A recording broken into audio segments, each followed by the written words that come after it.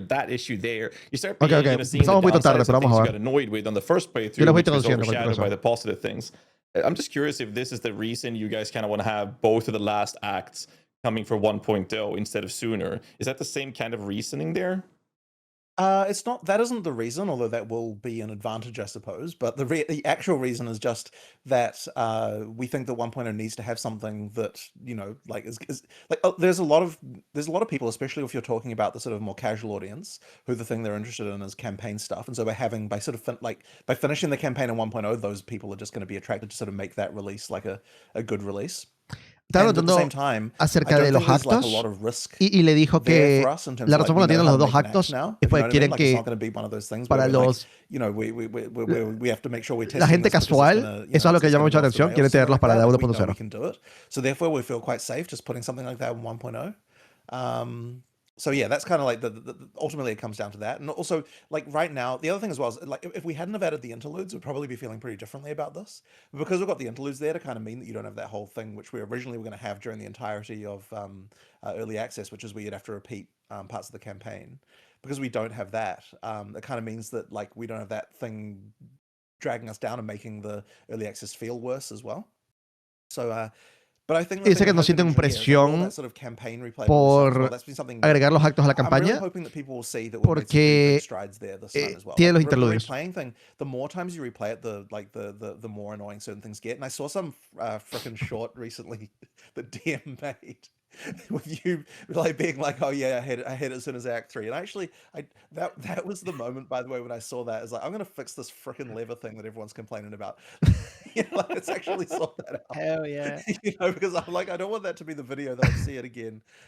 Jonathan cambió lo de las palancas that was like one of the few things in the campaign porque vio un short de alguien quejándose y dijo, te voy a cambiar esto. Like, people can be happy to see that thing. But there are stuff like that. Me molesta que la cámara de Ghazzy esté por encima del marco. A bunch of things around, and like then there's just some areas that were there were some areas that were too big and stuff like that, and like sort of annoying layouts. I mean, like just some simple examples is there was like after you kill Viper, there was like a little bit of extra level after killing Viper, and now after you kill Viper, it's like directly onto the exit to the next zone, and it's just stuff like that. Oh, eso está bueno. Dice que después de que matas a la Viper Napuazzi, pasas directo a la siguiente zona. Like I think it's a pretty significant improvement. But the other one as well is like, and this one, so I had an interesting experience recently where the build that I was playing was like not good, and it's been a little while since I played a really bad build. And like the monster density and the interludes when your build is bad is actually pretty damn terrible in terms of like the ability to clear through them. Like it was oppressive. And at some point I realized, like I was playing in an area called the Stones of Searle, which is like that one with the standing stones. And I was like, at what point did we get it to the point in the interlude where you no longer have to move? Like you never use movement. Like every single thing you're doing is just attacking. And then because there's so many monsters, like you're just attacking your way from one place to another, and it just like never ever ends. And I'm like, this is actually kind of like this is a grind. Like this is actually not good. Like campaign should not be like this. Jonathan dijo que también bajó la densidad de los monstruos en el interludio porque estaba jugando con un mal build en el interludio y sintió que estaba atacando todo el tiempo casi que sin moverse y sintió que era demasiado opresivo el interludio. ¿Qué onda, senpai? ¿Trip se mantiene en la calle como Mark? ¿Como Darth? Sí. Debe serlo. Para mí la parte de las arenas es horrible, es larguísimo. And then some of that stuff kind of continued on like deeper into the campaign than whereas it should have like dialed back again after being higher in those last few areas. And so I think that's probably what happened. But it just meant that some of those areas and but especially interlude just got ridiculous. And so that's something that I don't think I would have realized if I wasn't playing such a crap build. But I suspect that a lot of players getting that experience. So that's been something I really want to try and address a little bit more. Esa es la cosa, o sea, se dan cuenta de que cada vez que dicen que va a cambiar algo es porque ellos lo testearon. Ellos lo hicieron. Y eso me gusta porque va a sonar como feo, pero la gente se queja por muchas cosas. Es difícil separar qué está bien y qué está mal de lo que la gente está quejándose. ¿Saben? Yeah, it's fine. Yeah, so here's an example of something. So I was playing something that required freezing. It was the actually it was the werewolf freeze combo, right? And I encountered it. But as I said, my build was crap. I was not building it well, and I got to a powerful boss to get the map upgrade, and I was like, okay. Normally, plus 100% life would kind of like, sure, it makes the boss fight twice as longer, but for some reason I was hitting this powerful boss and it made the fight feel like 3 times or worse. Like it was like really, really hard, like way harder than I expected. And it took a little while of asking around to try and find out what was going on here. But effectively, because my DPS was so dependent on getting the freeze, and we had a thing where when the boss gets life is doubled, effectively the poise thresholds, which we use for calculating, like resistances to things like getting frozen, got doubled as well. Está hablando de que tenía el build malo que estaba jugando y el build malo requería que frisearas al boss. So my damage was half. The monster had double life, so it's effectively taking me 4 times longer to kill this boss than what it would normally take. And I was literally running out of flash charges. And just like not being able to beat this thing. I'm like, I've hit a progress blocker upgrading from like T1 to T2 maps here. Like this is a bad situation. And I'm like, yeah, sure, my build's crap and I could fix that, but like why? Like my crap build should be able to do this, right? Because this is one of those things where like if you're talking T1 maps, like this is something that an average player should not find as the roadblock, And yeah, so it's like seeing there's still things like this around that we haven't realized. Es interesante, está diciendo de que básicamente todas las diciendo es una historia de cómo se dio cuenta de que un pequeño error en tu build puede hacerte que el juego sea 4 veces más difícil en lugar de un poquito más difícil. Okay, so the boss in the Bloodwood, I was fighting it. And I was talking to my friend who was sitting next to me, who was, like every weekend, he'll come over and we'll talk about various things. And I'm like, he was like, oh, that boss health bar is really long. And I'm like, well, how long should it be? Like, how long should it take to kill a boss? This kind of thing. This was the conversation. He's like, oh, for this boss, I'd say, because it doesn't have any interesting abilities at all, that it should be a lot shorter. I'm like, this boss does have a bunch of abilities. This is the Devourer. Like, what the hell? And then I realized, hang on a second, the Devourer and the Bloodwood, none of its freaking abilities are working. Like it just sits there and freaking attacks you, and it doesn't like do the moving around thing. I'm like, how did I never notice this before? Like, and like the problem here is like someone who set that area up, they just forgot to put the markers in. This is what I'm assuming, right? I haven't actually looked into it, but I'm assuming they just está diciendo que el devorador, ¿saben el gusano del inicio de acto 1? Dijo, un amigo le dijo a Jonathan de que ese boss tenía mucha vida. Y dijo que tenía mucha vida y era aburrido porque el boss no hacía nada. Y Jonathan, ¿cómo que no hace nada? Tiene un montón de habilidades. Le dice, no hace nada. Cuando revisó el código, se dio cuenta de que las habilidades están ahí, pero no las usaba el boss. Tiene un problema con unos marcadores o algo que estaba diciendo. Y se lo van a arreglar, por supuesto, para que el boss haga cosas. O sea que el boss va a ser más difícil, seguramente. Yeah. I want to follow up on one point you said there, because I'm actually really interested about it, which is you said you realized you had a bad build, right? And then you were feeling swarmed. Oh, con una copita, swarmed by mobs, right? So how do you come to the diagnosis of when it's like, okay, my build is bad, but also like part of the problem is I'm getting swarmed, as opposed to like, okay, maybe some of these skills aren't really in a position where we feel like they should be in order to clear the mobs. When do you decide that it's esa es una buena pregunta. Is the issue as opposed to the skill you're utilizing? My first reaction a Jonathan le preguntaron que si tienes un build malo, ¿cuánto de eso es culpa del skill? ¿A qué punto balanceamos el skill para que el skill pueda carrearte si tu build es malo? Al inicio de la campaña, por lo menos. O durante la campaña. A ver, es una buena pregunta. The first port of call was go to designers who know about like getting the numbers right, and basically say like, is my build okay? Is the numbers yo ahí right? Copié los pasos de Kevin. Like, you just have to get that information right, and like we decided, like it is like what you've got here with your build isn't good, but in terms of the underlying skills, it is okay. Like the numbers are fine. So like that was an investigation, and then there's the question, okay, like your build is bad, but are your items just bad? And no, they were, your items are fine. It's like, here's a look at your passive tree, and it's like, okay, so my passive tree was like bad in the way that like you could definitely be a lot better, but I was kind of on purpose this time taking a bit more of a defensive approach. Like I was like, if I'm the kind of person who's going to allocate way more defenses and way less damage, and just like sort of see how that goes for me, that was like kind of part of what I was doing there. So Buena pregunta, like I Zafiro. wanted to make sure that it can be okay even in that situation. There's also this other situation where if you're a good player, then because you're hitting the whole screen, like the amount of monster density in a situation like that isn't necessarily, or at least like depending on a build, right? Most builds that are good have some kind of, they've got big AoE clear, right? Like they have the ability, like it doesn't necessarily matter whether there's like 40 monsters on screen or 15 monsters on screen in terms of like their ability to clear that content. So it sort of matters more for a build that doesn't have that as much, which I wasn't doing as much. So in the situation where you're a character like that, then the only thing the extra monsters are really doing is just giving you more drops in experience. And so we sort of have to make sure that like we're able to make sure that that's not broken. But I do think that we don't need, quite the level of spamminess that we had, in terms of just like tiresomeness. Like even something as simple as like there's a moment between one fight to the next where your energy shield can recover, like just literally something as simple as that can be like something that can matter a little bit there. Like if it's just absolutely continuous, then there is a problem there, especially during campaign. One other follow-up about this point, then I'll pass it off to Ghazzy. As you said, you were kind of purposefully taking a more defensive approach, and I'm kind of curious what Básicamente lo que dijo, like, what was your conclusion about making the building? Like, I'm going to heavily, more focus on defenses this time. lo que respondió a la pregunta ahorita dio un poquito de vuelta, pero dijo como que el skill debería ser bueno aunque tengas un mal build. Well, por lo menos al principio de la campaña. The thing with defense that's really hard to solve is that it's way harder to appreciate defense when you allocate it than damage.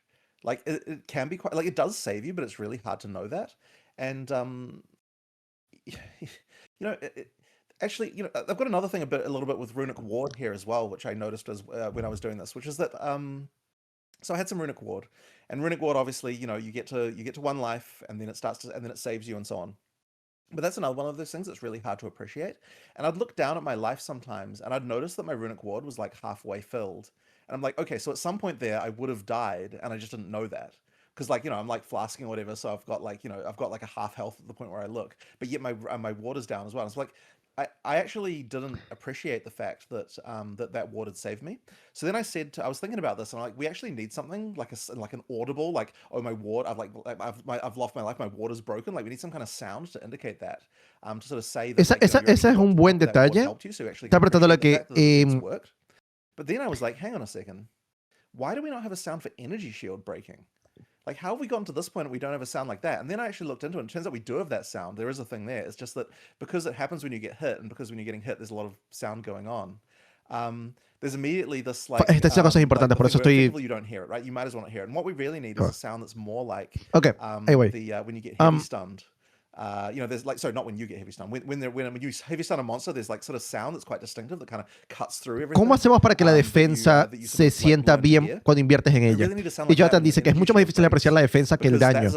Porque, por lo menos con la Runic Ward, en ningún momento vio que su vida estaba a la mitad, pero su Runic Ward estaba a la mitad también. Eso quiere decir que hubiese muerto si no hubiese tenido el Runic Ward. Pues está curando constantemente haciendo cosas, ¿no? Layers is like just more of those cues. Now I'm not sure how you do that for something like armor or like things like that. Like entonces está poniendo casi algunas cues de audio para que notes un poco más la defensa. Porque dice, la defensa sí funciona, solo que es difícil saber cuándo está salvándote de morir, por ejemplo. Esa es la cosa. I have a few things on your build, by the way, which I honestly think your passive tree is 100% fine. I don't even think it could be that much better. I think it's completely good. Your gear, completely fine. And by the way, and like because I was looking at your character and I was like, when you're clearing, you're quite tanky. It's appreciable. It's fine. And then so I was like, okay, the gear is good. The tree is fine. Like, sure, it could be better, but like, on a level that honestly shouldn't be necessary. I was like, you are defensive. Like when you're playing, your character's not just like, up and down in life all the time. It's like quite consistently, if you're on full life, and it's certainly you have decent armor, decent energy shield. It's working. But yeah, it was interesting. I think you said to me at that point, because I was like telling you, I was like, you're fine. Like, what are you talking about? And then you were like, what did you say? You said, what? Okay, if it's not my character, what do I have to change as a person in order to be able to do this content better? I was like, wow. But honestly, the biggest flaw you had was just your support gems. That was the biggest actual issue. Jonathan está hablando del build malo que tenía Jonathan y Mark le dice, yo revisé tu personaje, no estaba mal, ni el build, ni los items, ni el árbol de pasivas. Es que los support gems eran medio problemáticas. Entonces Jonathan le dijo, bueno, ¿qué tengo que cambiar como persona para poder hacer esto? And so you could have made there's a question of did you make a wrong decision as a player or did you make a wrong decision as a developer? And there's an interesting thing there of trying to assess which of those went wrong. And so then it's kind of like, okay, sure, those fixed and made it a bit better, but we did make a pretty hyperactive set of changes based on your play experience, because when you were like, yeah, what do I have to change as a person? It's kind of like, well, honestly, you should be able to kill this boss. You should be able to get further, and this is too hard and isn't working correctly. And then there were a number of encounters, and it was actually quite skill issue, man. It was quite interesting to because I just watched you play for like 4 hours, and I was just like writing stuff down the whole time of just like, because it is true. I don't have a relatable personal experience to what was happening there. Like, o sea, Jonathan es mocho y Mark no, básicamente. Eso es lo que está pasando. More planning, or again, I don't put in the right supports. Even when you were like, what are the right supports? I was like, oh, just search for this. And then it's like, how do you even know to look for that if you didn't know to look for that? So there's a bunch of interesting things here where, it identifies when you are watching someone with a bad build, be it an in-game or IRL one, I guess. I can't really. Bro, el vinito. You're kind of like... Las influencias de Kevin llegando a todo el mundo, man. What's actually wrong here? And it is true that it is quite hard to relate with, especially on like a personal level. So I'm quite good at, when I observe, I'm quite good at seeing things that people often don't see as well. And but yeah, it's been a really fun amount of like really looking at the early in-game, really iterating on it. And I've had the same from a bunch of other developers as well, a bunch of the designers that Jonathan's also been talking to, where they're just like, it's been really fun just getting like, here's the list of problems every day that Jonathan's run into, and then just iterating on them. And they're all so fundamental. They're all like, and I think this is something I want to stress and goes back to, it's something I mentioned. Básicamente está usando Jonathan para testear el juego. On the tree. Like there's just fundamentally missing things. Like, and this is a really important thing that, I would say the end game not having goals is a fundamental problem, but I would go as far as the things like the balance go, the basics, the life, the PoE, all that thing that Jonathan was talking about. We honestly haven't hit the fundamentals, and this is why, and in the monster density, and this is why it's really important between 050 and release, that we're not like adding, and we can actually go, okay, like we need to just make the baseline actually the quality it needs to be.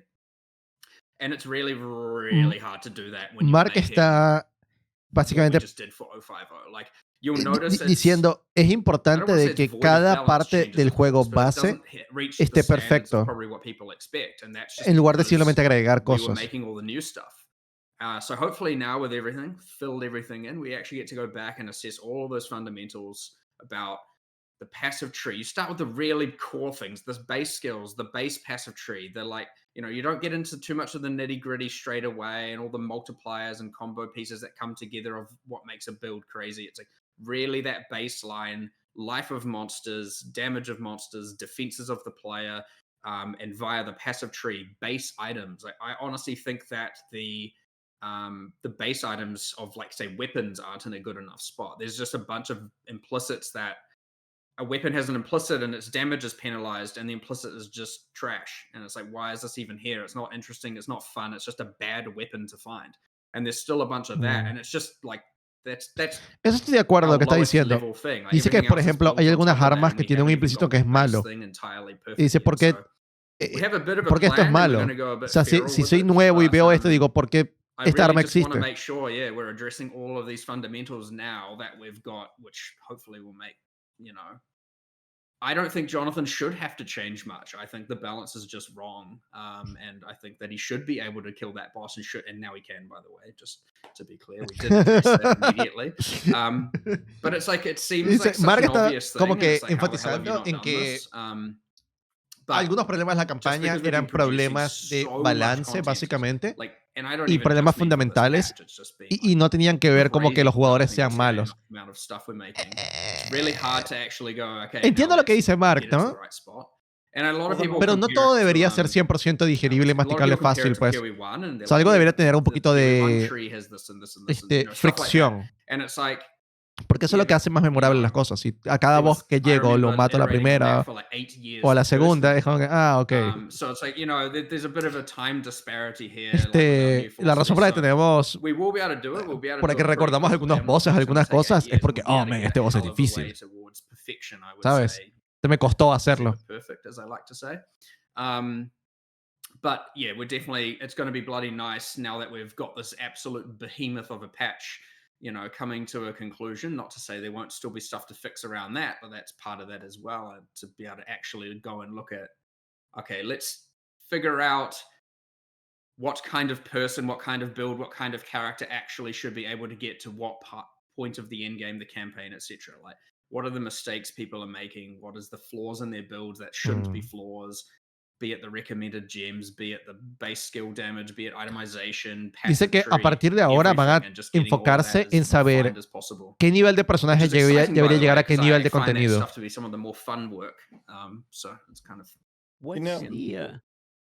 Go on, Ghazzy. Yeah, I was gonna say, like, listening to the both of you talking about this, it's obviously we're expecting this, but it really sounds like there's a ton of minor adjustments from the veterans players' perspective, but might be large changes for newer players' perspective that is coming to the 0.5 update that is not necessarily in the patch notes. Something I was really curious about to hear from the both of you was, what portion of this update do you guys predict to make the largest beneficial impact for the player's experience? Because we heard from Jonathan talking about his situation there. Are we talking about changes in that sense, in the campaign playthrough, or are we talking about the Infinite Atlas? I just want to hear your thoughts on your prediction de este on the most patch, beneficial ¿qué es impact lo, for new player experience. ¿Cuál será el que va a tener el impacto más beneficioso players, para nuevos jugadores? I think that it's going to be the sort of early in-game, monster density, things around there, late campaign, early in-game monster density, things like, we were just talking today. Okay, so here's another random example of a thing that we want to try and do. I hope it'll Jonathan dice que probablemente el final de la campaña, el inicio del endgame, va a ser el impacto más grande para nuevos jugadores. Of I'm fighting a rare, it's got a shit ton of mods on it, and I'm like, if I just stop fighting for a second, and just watch this rare. I'm just gonna look at what this rare is doing right now. If I'm not killing it. And there is a fucking endless amount of bullshit spewing forth from this rare. And I'm like, there actually is no capability to have any gameplay, counterplay to this thing beyond just tanking it. You know what I mean? I'm not really able to dodge it. There's so much crap coming out of this thing that, effectively my defenses have to be good enough, and there's really nothing else that I would be able to do about it. And as essence monsters in particular, I believe it was an essence monster that I was looking at the time, and stuff like that. And it's like, okay, we need to do something here, right? It shouldn't be that when you get a bunch of these mods on there that so right now, Jonathan está hablando de, me gusta cómo se pausa un momento cada vez que se va a tocar los lentes.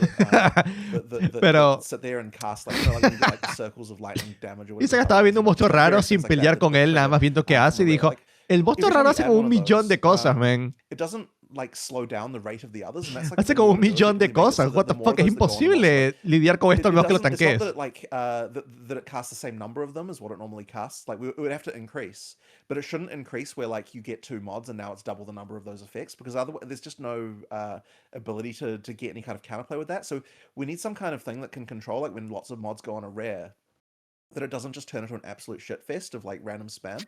And so this is another kind of one of those fundamental things to identify. Jonathan dice que no quiere que un monstruo raro que tiene un millón de modificadores sea simplemente un desastre en el que no se entienda nada. Yo diría que debería haber un límite en el que sí se vea así. Covering crap that you Porque just kind of give up si on no, it, and ¿cuál es now la it's like, yeah, it dificultad really is para just a build check. Like, I'm los not going to dodge this. I'm not going to actually las personas que try van a and farmear do esto? that. Es So muy now my build just has to be sospechoso, on Tanker muy or that's it. sospechoso. So that's once again another thing that another one of those fundamentals like that. This came up a while back. This came up a while back for essences more so because again, it is a thing. Then veteran players are noticing a lot more where they're like, okay, especially that Silent Caverns, I think it is unique map, right? And you're like, okay, there's now this one monster with 6 essences, and we're like, yeah, what we should be doing is implementing like a system where there's like one or two of the daemons, as Jonathan explained it, one of the kind of more hidden skills that are outputting, the effects that are going on. No, esa que no está tomando. They occur on a specific cooldown, and the more there are, the longer the cooldown is, and there's some whole system for it that we wanted to do. But, like, that was an example of where we checked the obviously the more extreme case, but then if you actually just come back to fundamental monster mods, like it's even a monster that only has 4 mods, for example, and 3 of them happen to be something where it's like just spamming a bunch of stuff. And the other thing is each of those just has their own independent cooldown. And so the monster, and let's say it happened to get 3 and each of those cooldowns is say 10 seconds.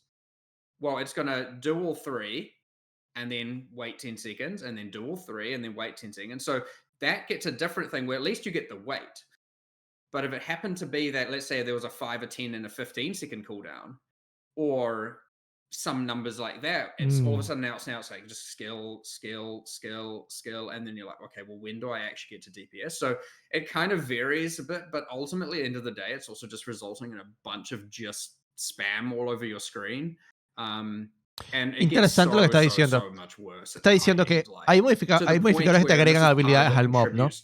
Y si esas habilidades tienen que ser un cooldown de 10 segundos, son un cooldown independiente, cada 10 segundos ocurren un montón de cosas. Pero tienes un chance cada 10 segundos en el que puedes hacer DPS.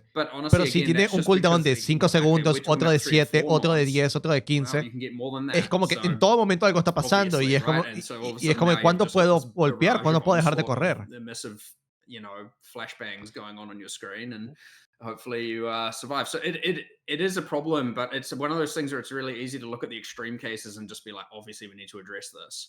And when we come up with some plan, and then you kind of go, well, it is affecting only the top end, so is it as important as these other fundamentals? But then you actually go, okay, let's look at this problem from not the top end perspective, and you're like, oh yeah, it's definitely still a problem. And so that's a good one to get highlighted, and then you can address it, and it turns out it just fixes it for everyone. So yeah, we're hoping to even do something about that this week specifically. On the same topic of that is like, here's another one I just happened to notice recently as well, which was that like I was playing some maps and I realized, hang on a minute, I feel like in the last 10 maps I've run, every single one of them had a mod in it that caused cursors to be going off. Every single one of them.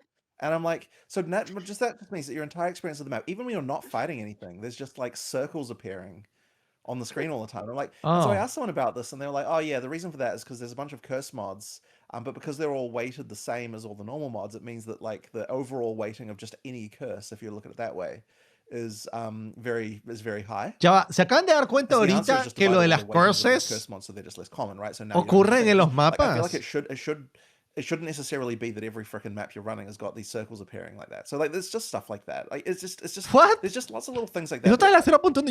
Yo pensando de que capaz no querían poner una curse en todo el mapa, sino que aparezca de vez en cuando, ¿no? The mindset of like, okay, like what are we doing to reduce the spam like when you're actually playing? You have to, and it takes a little while of appreciating it as you go through. Pero no quiero reírse de por ello en sus vivencias en los mapas. Yeah, like there's a lot of things we can still do. So yeah, that is a bit of a kick that we're on right now, is the like try to reduce the spam a little bit. Wow. Ideally without sort of hurting the top end cases where people want to make sure that they're getting the monster density they need and all that kind of stuff like that. But I think that part of what also brought it to a head a little bit is that because the tree adds so much now, we have to be really careful with the with the stuff, because it can get out of hand pretty quick. So that's something that we have to care a lot about. We've definitely had to reevaluate what our base levels are versus what our, without like really going, okay, we just want everything to be, meh. You know, like we still want the excitement. You still want the thing where you can spec into all these things and create these crazy situations to happen. But yeah, with the tree being a lot larger and the Atlas Master System and all of this, it's like Dice que certainly had to reevaluate el the nuevo base Atlas simply es for that, just from a insano like, para okay, if we bustear had just tus kept the mapas. same base and added all that, Así que tienen que then all the tener investment would cuidado end con up having que to be quite sin el Atlas se low, sienta because mierda, you just can't have pero con el every Atlas se single siente map being intenso. Entonces tiene que absolute haber como un clusterfuck. punto medio en el So, que sea interesante aún sin el you Atlas know, cuando recién llegas al endgame. reevaluating all of that is also helping, honestly, with that just onboarding into maps thing anyway, where you're not just like overwhelmed with like 8 things going on that you haven't even seen before. You're like, what the fuck is even happening? Like, what's this purple thing here and this blue thing here and this green thing here and this yellow thing here? And you're like, you know, you don't even know what they are because nothing's told you what they are necessarily. So yeah, I think going back to your actual question you had, which was the onboarding for new players, even though it's weird to think about new players in the case of Endgame, but our hope is that they can get there. What I did see, and I've seen this with personal friends, even my brother and stuff, they got to Endgame. He's like, I don't know, I just ran a couple maps and now I'm done. I guess I'm finished. So I'm hoping that they get there and stick it out and actually have that goal. Don't get overwhelmed. Don't immediately run into brick walls, and can actually play through and finish the campaign. Mar dice que muchos de sus amigos personales llegan hasta el endgame y dicen, oh, hice un par de mapas, supongo que ya se acabó, ¿no? Listo, GG. Entonces Mark dice que una de las cosas importantes era hacer que haya dirección en el inicio del endgame. You mentioned that because one of the topics we wanted to cover in this interview was about the Fortress and Endgame Atlas. And one of the initial questions we had there is to talk about the Fortress. You talk about onboarding people to the endgame, right? And the fortress itself, it has its areas inside the fortress. They're sort of pre-juiced, and the fortress is required for gaining your Atlas passive points, and also has some pinnacle bosses in it. Like, is this area what you envision players to head to first when they go out there, clear it out in its entirety, then go out to engage with league mechanics? Or is it intended to be your sort of first endgame focused type of content, but you can deviate away from it? And the follow-up to this would be, is this supposed to be an extension of the campaign to be sort of a ¿Cuál es la idea de la Fortress? Before people are expected la to go to the primera, Infinite Atlas? ¿El primer encuentro con el endgame? So number one is I do expect that ¿O es hacer una parte y una parte? system that people engage with. It doesn't have to be, but I think that it will be, and that's seen by the fact that it's the first quest we give you, and it's kind of like the largest visible thing going on, right? So the very first thing you get is like there's a tower that pops out, and Duyani's like, hey, go do that, and that's like 3 maps away, right? So like it's guaranteed the tower is the 3rd map that you do, assuming that you head in that direction. And then it's like 3 or maybe 4 maps more than that until you get into the fortress. So like it's pretty, you know, like we're onboarding you pretty easily into that thing. So I suspect a lot of people do that. And yes, the pre-juicing is definitely a nice thing because the nice thing we get to do there, by the way, is that so in the fortress, like it's not most of the maps, but it's like a very large percentage of them, because you can pick where you go. Like you effectively get. Estoy viendo mucho, no porque está aburrido, sino porque tengo como tortícolos acá. ¿Sabes? Me giré ligeramente extraño y ahora me duele la espalda por el resto del día. You know, you have an allocated Atlas point, so it's not happening all the time. You get a situation, you get to experience the feeling of like, okay, here's what it would be like if I. El inicio de la quest de la Fortress está a 3 mapas de distancia. Está garantizado. But yeah, as I said, one at a time. Y después de la torre tienes 3, 4 mapas para llegar a la Fortress. O sea que puedes ir rápido. Sí, eso es lo que decides hacer. Not necessarily, probably not the full Atlas tree, because I don't think that you're going to just grind out every single map in the fortress. I expect the much more likely situation is that you pick a path through the fortress that gets you to the quest goals. You allocate, I don't know what it would be. Like, what do you reckon the percentage of the tree you'd probably allocate? And Mark, by the time you've leveled up and everything, it might be like a third of it or something. Like maybe. Like something along those lines, you probably get like a third of it if as you make your way to the, you know, maybe half. It sort of depends on like how long it's taking you to get up those map tiers and so on. But I'd say a third is kind of. Half was more what I was thinking, for sure. Yeah. But yeah, like sort of half. Dice que la primera fortress que hagas, yendo a los puntos de interés y al boss, probablemente te va a llenar como la mitad del That'll be Atlas. like most people's general experience, and that's not supposed to take too long. It's supposed to be, you know, Dijo, de un tercio a la relatively, mitad, más o achievable menos. goal. And yes, it That's is pretty good. effectively tutorializing the endgame as well, because then you've got the quest version of the pinnacle, you know, like you know, the which is hard. Don't get me wrong, it's not easy, but like definitely not.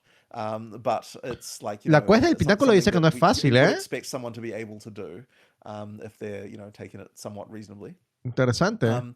So yeah, like it is something that probably would expect you to do. Now you can go and do the other quest lines if you want, but the one thing you will run into is that you're not allowed to do I believe the lieutenants, whatever this kind of like the pre-pinnacle is before you've got to map tier. It's 11, I believe. Mark, is that correct? Like map tier 11 is what you have to do the lieutenants at. Generally 14. 14. Sorry, 14. Yes. That's Okay. Right. So map tier 14. So what that means is that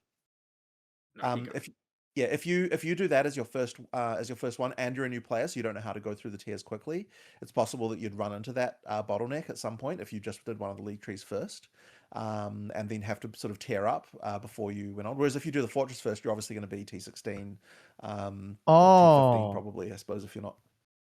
Ok, si haces la Fortress, está como garantizado que vas a llegar a tier 15 rápidamente. So yeah, I'd expect most people to do Fortress first. Mientras que... ¡Hey, Buffer! ¿Cómo está, Papucho? Gracias por el raid.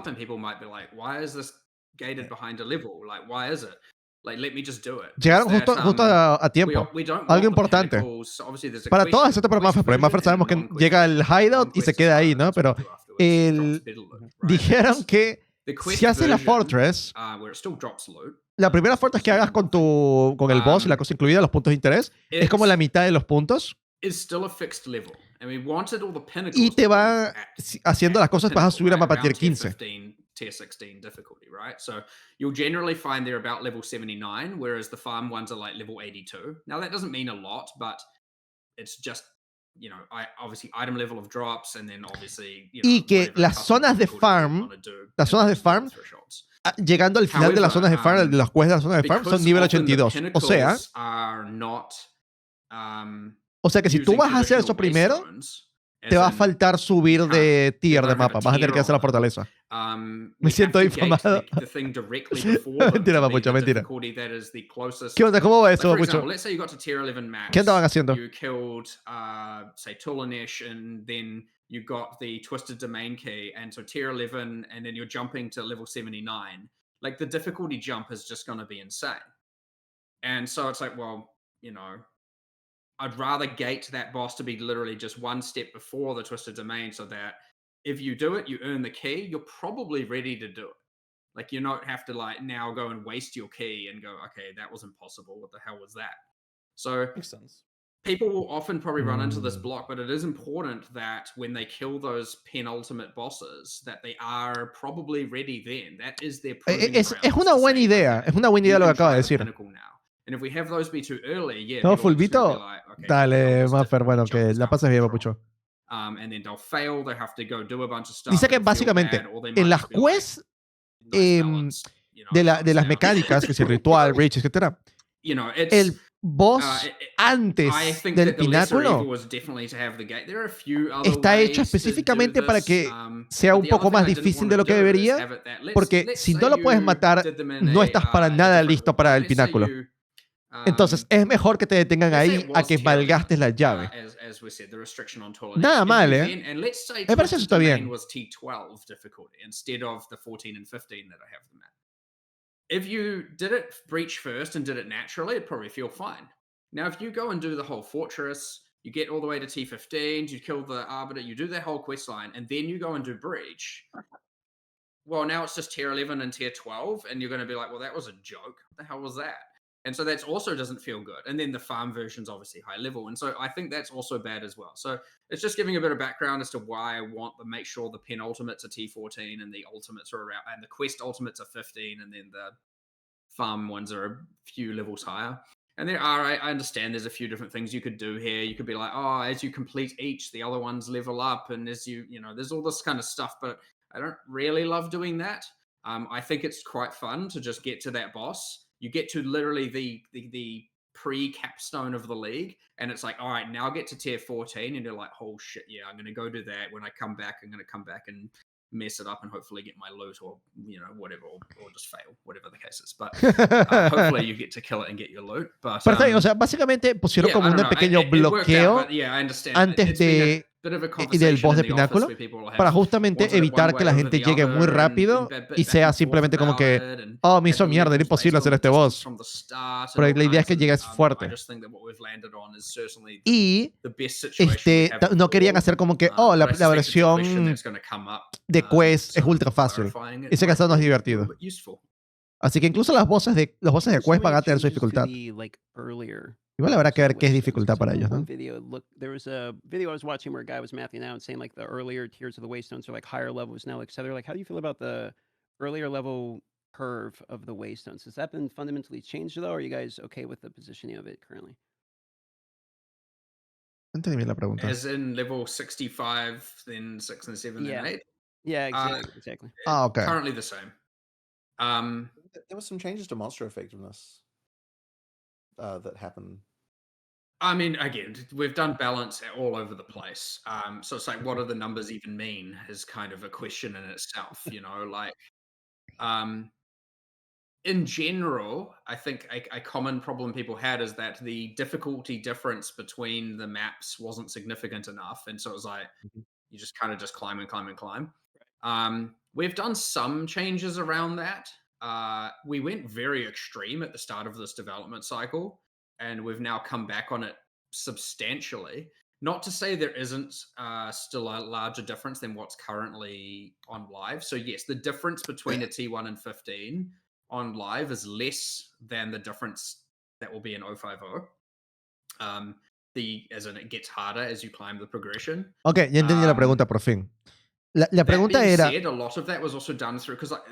¿el inicio del endgame es un salto justo o era muy fácil o muy difícil? Entonces lo que dijeron, no. Ahorita sigue siendo el inicio, sigue igual que antes, pero a medida que subes hasta tier 15, 16, los monstruos van a tener más vida que antes. No obstante, hay menos efectividad que antes de monstruo. Entonces, eso debería balancear un poco las cosas para que, aunque tengan más vida, no sean necesariamente más poderosos, hagan más daño, ¿no? But just now by rolling mods on maps, you'll notice that things, because of the effectiveness, for example, that monsters can get harder, but at least then you can kind of control it, which is better than just, okay, we've moved the brick wall from here to here or whatever, it's like not a great change that we made, but yeah, I would say it's not too far off what it was at a baseline level. But igual dice que la forma en como tú manejas esto es poniéndole más mods al mapa. Si le pones más mods, va a ser más difícil los monstruos. Si le pones menos mods, va a ser menos difícil. Build here, he's like, okay, I'm struggling in very early waystones, but like, and I raised the question to him. I was like, okay, but let's say we did this change here. It sounds good. You'll get to your tier 3 or 4, maybe 5 maps, but then you're going to hit a wall there as well, right? So it's about making sure that we do changes that aren't just like, okay, you're going to quit 30 minutes later instead. You'll quit the next day instead of the day before. Technically, that's better, I guess. Se refiere a hacerlo al inicio, o sea, cuando estás obligado a hacerlo. So, but it's I know that there's a lot of people who really wanted it to be that the difference in difficulty in tiers is quite significant. There's a bunch of people who don't necessarily. We tried it. It wasn't good. So having it more as you get more of the tree, more multi-choice, you get the Atlas Masters, and that being fully like agency controlled is definitely a better world than just like inherently every tier is significantly harder than the last. Básicamente la alternativa es, hacemos que los mapas sean inherentemente más difíciles con subes de tierra. Pero ¿es eso o hacer que tú decidas la dificultad con tu Atlas? But also the Atlas Masters are the other like fundamentally new, and you call them like ascendancy classes for the Atlas tree, which is kind of an interesting way to put it. So what are the masters enabling you to be able to do that was something you couldn't like be able to put on the tree? ¿Qué Like, puedes why hacer add con those los maestros que masters no in there? podías hacer Or is antes? that O que gonna no help you? pueden, o que es algo que no So puede there's estar en a el couple árbol. of things going on here. So I think one of the things that's O really sea, ¿qué important hace to talk único about a los with that is maestros? that why the old tree ¿Por qué existe ese was a sistema? concern. So effectively, the old tree wasn't allowed to have anything on it that could affect content that you could see that you were going to get in advance. And the reason for that is because you'd just respec before you do it, and then be having to respec all the time. And we wanted to get to a situation where you know, like you didn't feel like you needed to make those changes all the time. And yeah, the only way we'd had to do it before was to effectively water down the bonuses we could give.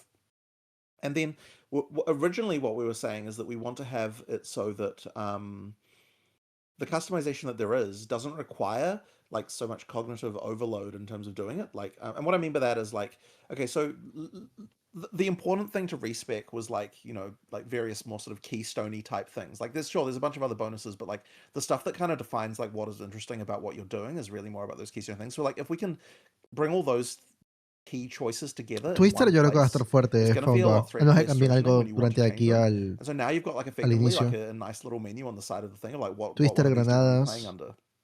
And then after that, we were like, okay, we want to do some kind of thing where like in PoE 1, you've got like the 3 specs that you can do for your Atlas tree. And I've never kind of liked that because like, I don't know, like how would I just describe like why I don't sort of like that kind of stuff? It's like, it feels like it's adding even more complexity. So then I was like, okay, is there a way that we can get the idea of having 3 specs, but like Jonathan, not have it feel like something that feels like it adds complexity, but instead make it feel thematic and cool? And so then the idea of like, what a if Jonathan no le each gusta spec que was like tengamos 3 árboles en Path of Exile 1, and they're like, you know, like this is the stuff that they're, you know, porque dice so que then eso it es como feels que like when más you're changing between complicado, them no hay that nada that you've temático. got it's just a more interesting and sort of more Es thematic como way que of achieving. no le So agrada, I pues. think that's actually Dice works entonces pretty que los well. maestros de aquí es And algo then como más funnily enough, it kind of temático, ended up feeling a lo little bit desbloqueas a like tu what we ritmo, have in no son in tantos PoE 1. puntos, I entonces can't tú remember eliges what cuándo the hacer, ranges cuándo told me, usar uno, but cuándo maybe you usar can otro. select a thing when you run a map. I think, yeah, anyway. So yeah, like it just has a sort of a cool feel to it like that. And Y ese tiene una sensación cool simplemente tener los because maestros. you're allowed to select between these things like that, then we can have bonuses that you would want to change between before you run a map, because you can effectively just have like, okay, this is when I'm running this content, this is the master that I'm using. When I'm running that content, this is the master that I'm using, and you kind of like decide those kind of choices up front, and then it's just like one click to change between them. So now then, yeah, we put all those bonuses of like, and even in this case, we're even experimenting with having bonuses that are going to apply to the league that we're actually running right now. So there are bonuses that apply to the Runes of Alder on there. Alright, dice que incluso, o sea, que la idea de los maestros es que tú digas, oh, este maestro es para esta mecánica, este maestro es para aquella mecánica, o así es como lo pienso usar, y simplemente tengo que, sabes, tocar un clic y cambias, en lugar de tener que recambiar todo tu árbol. Things that respond to things that you can see that are going to happen. So like I see that I'm going to run this type of map, it's going to have the same content Buena that I select respuesta, this Cinder. master, which is going to synergize with that.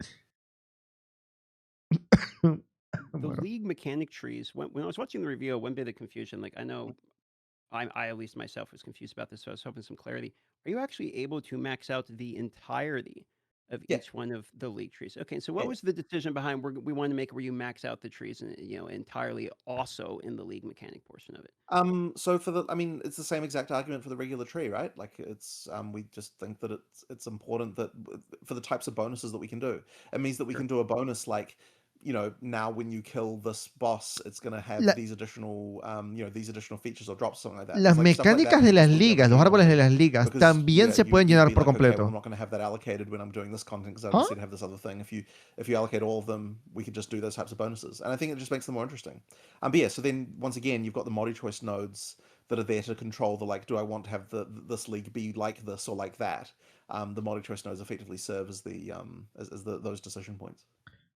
For example, there, by the way, like you can have a node that specifically enhances the difficulty and or drops of the pinnacle boss for that league.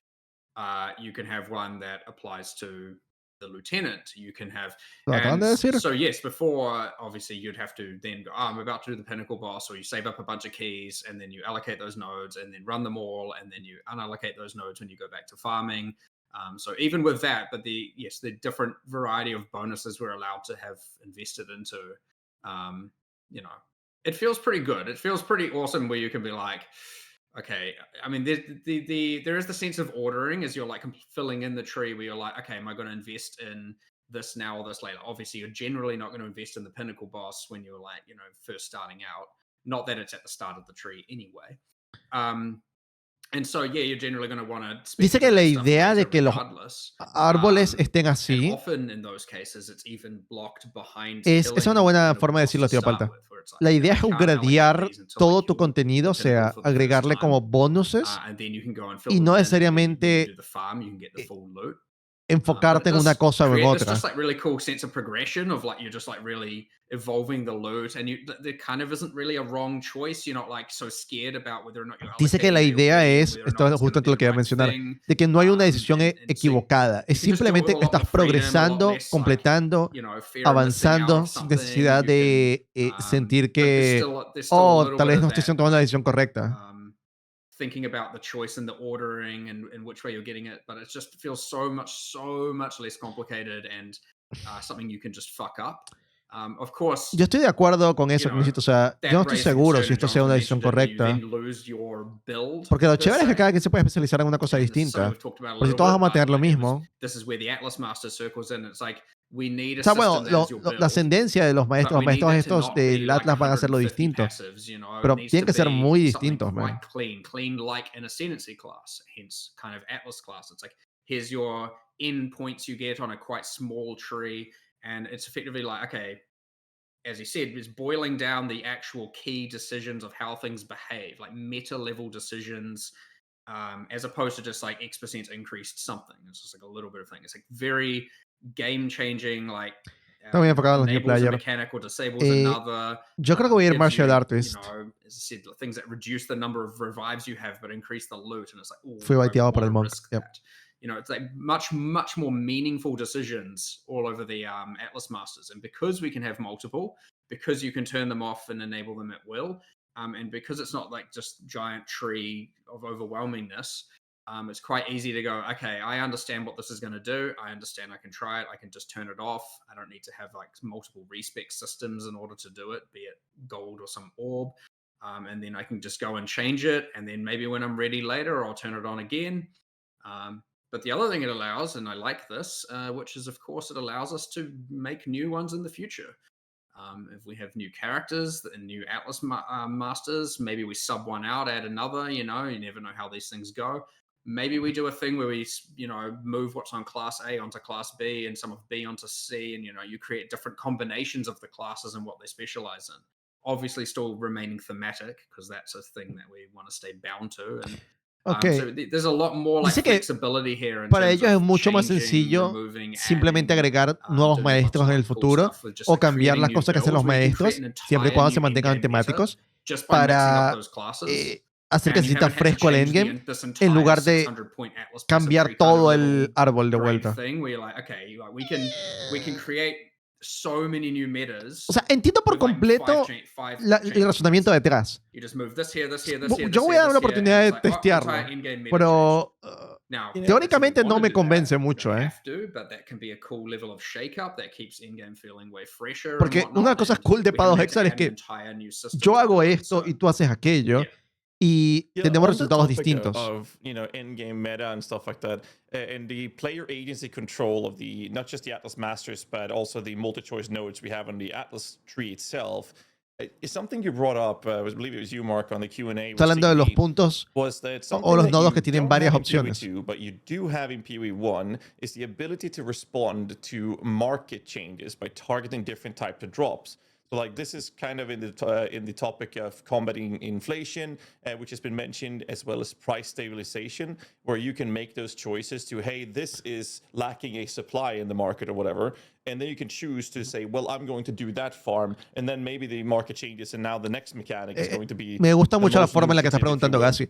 Pues estás And, refiriéndose a que lo cool de tener árboles distintos es que tú puedes enfocarte en algo que tal vez en el mercado falte, entonces yo voy a farmearlo para hacer esa...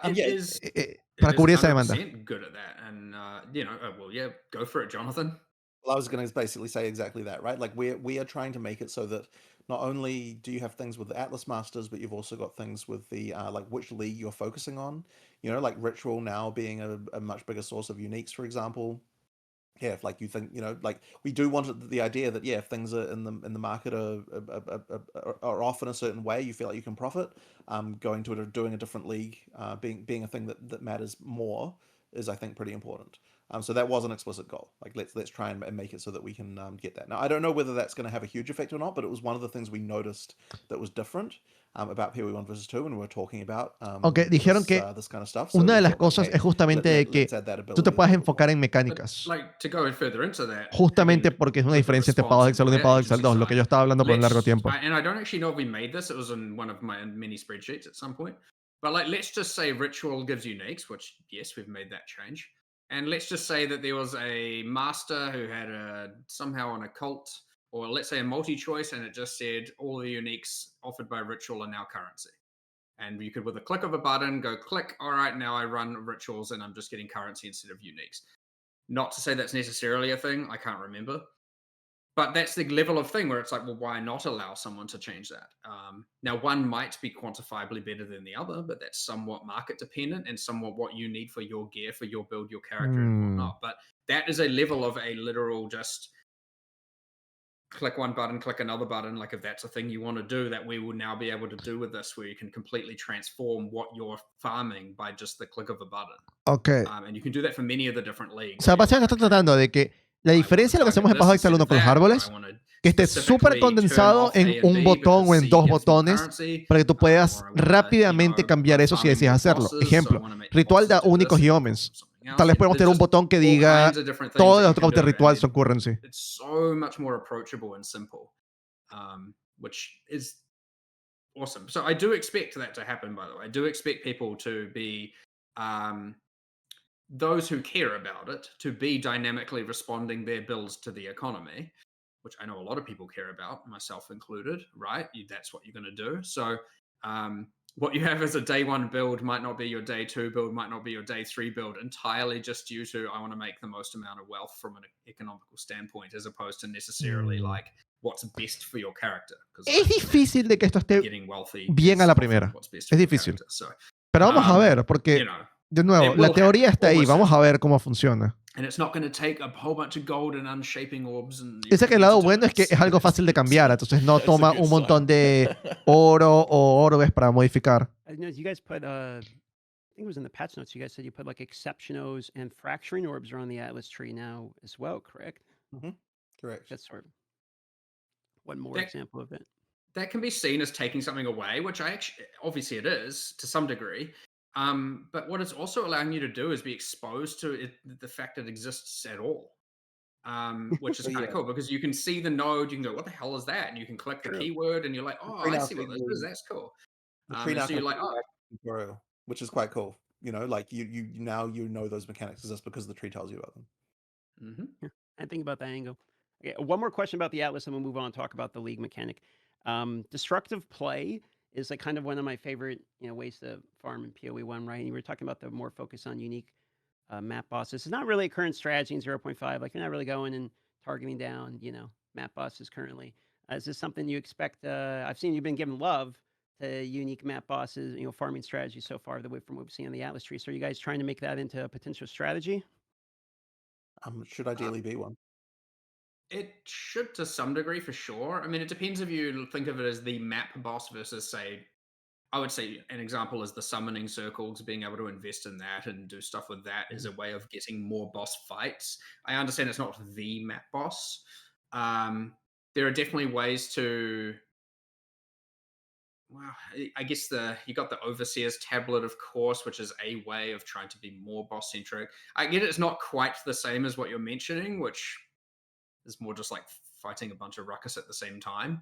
But it's something that we're trying... There's a little bit of like, okay, and Jonathan said this to me literally today. No entendí muy bien la pregunta de DM. Creo que... Fighting multiple bosses at once is almost always worse than fighting one at a time. Like, you just lose that cohesion, you lose that combat feel. Now, it can be... You can have a twinned fight that is designed and they're a bit tag-teamy and all that, but it often isn't good to just spawn a bunch of bosses on you all at the same time. Va a ser la estación con ritual. It's one of that same thing again, where now you just have to have the defenses to Yo te está re duro escuchando. No. So Está relax, toma un adding more vinito. bosses is something that summoning circle mechanic tries to do, and there are other ways to do that for sure. There's like a new type of delirium mirror that spawns a cloned boss from a map. So like we want to definitely spawn more bosses, but I don't want to just spawn like 6 bosses in a room all together and just let you deal with it, right? It just the combat just goes out the window. Which we do have in the Rite of the Nameless, but in the Rite of the Nameless we do offset them from spawning. Like they don't all just suddenly spawn to start. Yeah, it's still so like staggered. they spawn. They're not like one at a time, but they do stagger so that like you've got time to potentially kill the boss first, and then before the next one. And so ideally, it's kind of like, you know, like it's a bit of a tough fight, but you're not it's not just like 5 bosses enter a room with you. That being said, we have a bit of work to still do on getting ritual combat to be a bit better, right? Like it is one of the things, like, I mean, obviously getting that many monsters in a bit of a claustrophobic situation can just be a bit of a mess. And so that's still something we are going to work on, is getting that combat to be a bit better as well, just as a thing to hopefully do between 050 and release. But yes, in that context, definitely staggering them. Dice que el ritual es algo que también quisiera modificar a futuro porque siente que demasiados monstruos en una zona pequeña es como claustrofóbico. Tornadoes or something going around, you have no idea what's going on. So we'll try and make that as clean as possible. All right, well, let's talk about the Runes of Aldor then, this season's league mechanic. Now, one of the major, sticking out points is obviously Runic Ward. I don't think many people saw that one coming. That was a bit of a surprise when I saw that one. So what was the thought process of coming to the conclusion that, okay, we need another defensive of some sort, and this time we're going to put it under life? Like, that's pretty unique. So how'd you come to that point? I think it maybe started... Did it start with the skills first or the ward first? I can't actually remember which way around it was, but I feel like it might have been the skills. And we were talking about like what resources. No, hay una función para los divines. Justo lo hablé en el video que subí, pero I mean, it came together in one conversation, but I'm trying básicamente to remember la función like, es que ahorita corromper si es dependiente del rol que tenga el ítem en el momento. Así que los divines tienen un valor por eso. For a while we've wanted to have... It's like you start with having it so that all of the skills are limited to weapon types, but then after that, you then break the rule and actually have the stuff that goes between the weapon types. And so we knew for a while we wanted to have, skills that can work across, so you can do some interesting stuff. And it like expands the universe and what builds are possible by quite a lot. So it was just a question of like, what can the restriction be so that it's like to make it so that there's something there that we can have that still sort of limits it. Because we were talking about how if we're doing skills like this, we didn't believe that something like mana would actually necessarily work for the type of skills that we want to do, where it's like sort of unrestricted like that. So then we're like, okay, if we've got another resource and like we don't really want to do life, and then we talked about like do we make it like Vile skills where you've got like the soul thing. We kind of didn't like that either. And I'm not sure exactly how we ended up with Runic Ward as the description, but I did like the fact that you've got interesante, te estaba preguntando de cómo se les ocurrió hacerlo de Runic Ward como mecánica defensiva o como capa defensiva. Y dijeron, no, queríamos hacer los skills, pero los skills sentimos que no estaba bien si fuese mana o vida o como lo de los skills vale para 2 Exile 1, así que hicimos una nueva un nuevo recurso para eso. That's good. Of like wanting to have a new resource that can power something like that. Interesante. I honestly can't remember the conversation, but yeah, we started with like, well, PoE 1 has Ward, and we're like talking about things that we could do that are of Kalgurin theming, and we ended up going, it was just like, we're not really satisfied with how it works. Like fundamentally, it's like very niche, it's very end game, it relies on all these uniques and mechanics to actually be good, and we need something that's fundamental to the campaign here. Something that can help everyone, and then as we do, we just have our meetings. Que yo sepa, no he tocado nada de Lich. Quiero preguntarles. Quisiera saber. Oye, ¿por qué odian tanto el Lich? ¿Qué pasó con el Lich? If we had just copy pasted from what was in PoE 1 there, it would have not been. Porque el Lich fue una masacre, man. Yeah, it's quite satisfied with. Se lo llevaron atrás y le pegaron 3 tiros. To forget these frantic conversations we have, but we're just like, it's honestly like sometimes it's 30 minutes and you have like 500 iterations, and sometimes it's several hours and you have like 3 iterations. But easier to remember those ones. This was one of those short and fast, snappy, ruckus conversations for sure. That ended up quite satisfying. I am hoping that people find use for runic ward skills and like whatever build that they're doing. Like I think that probably will be the case. Like we've made quite a few. There's quite a few ones that are general enough as well, and a surprising number of minion ones. So Ghazzy will be happy to hear. Oh my god. Hicieron varios builds con runic ward varios skills de runic ward con minions. Is like honestly pretty fun. It looks simple. It's this thing where you called repulsion, where you it actually, I think when we did the live stream, it was a mark, but then we decided that we liked it as a curse better. So it's a curse that you apply to the monsters, and when they take a bit of damage, the curse gets removed and it does an explosion that pushes all the monsters away. And if you've got large monster density and you use it on a pack, like the monsters just get absolutely like when they just spread everywhere. Like it's honestly, it's quite fun. So I'm enjoying that one, and hopefully we don't need to nerf it because I'm enjoying it.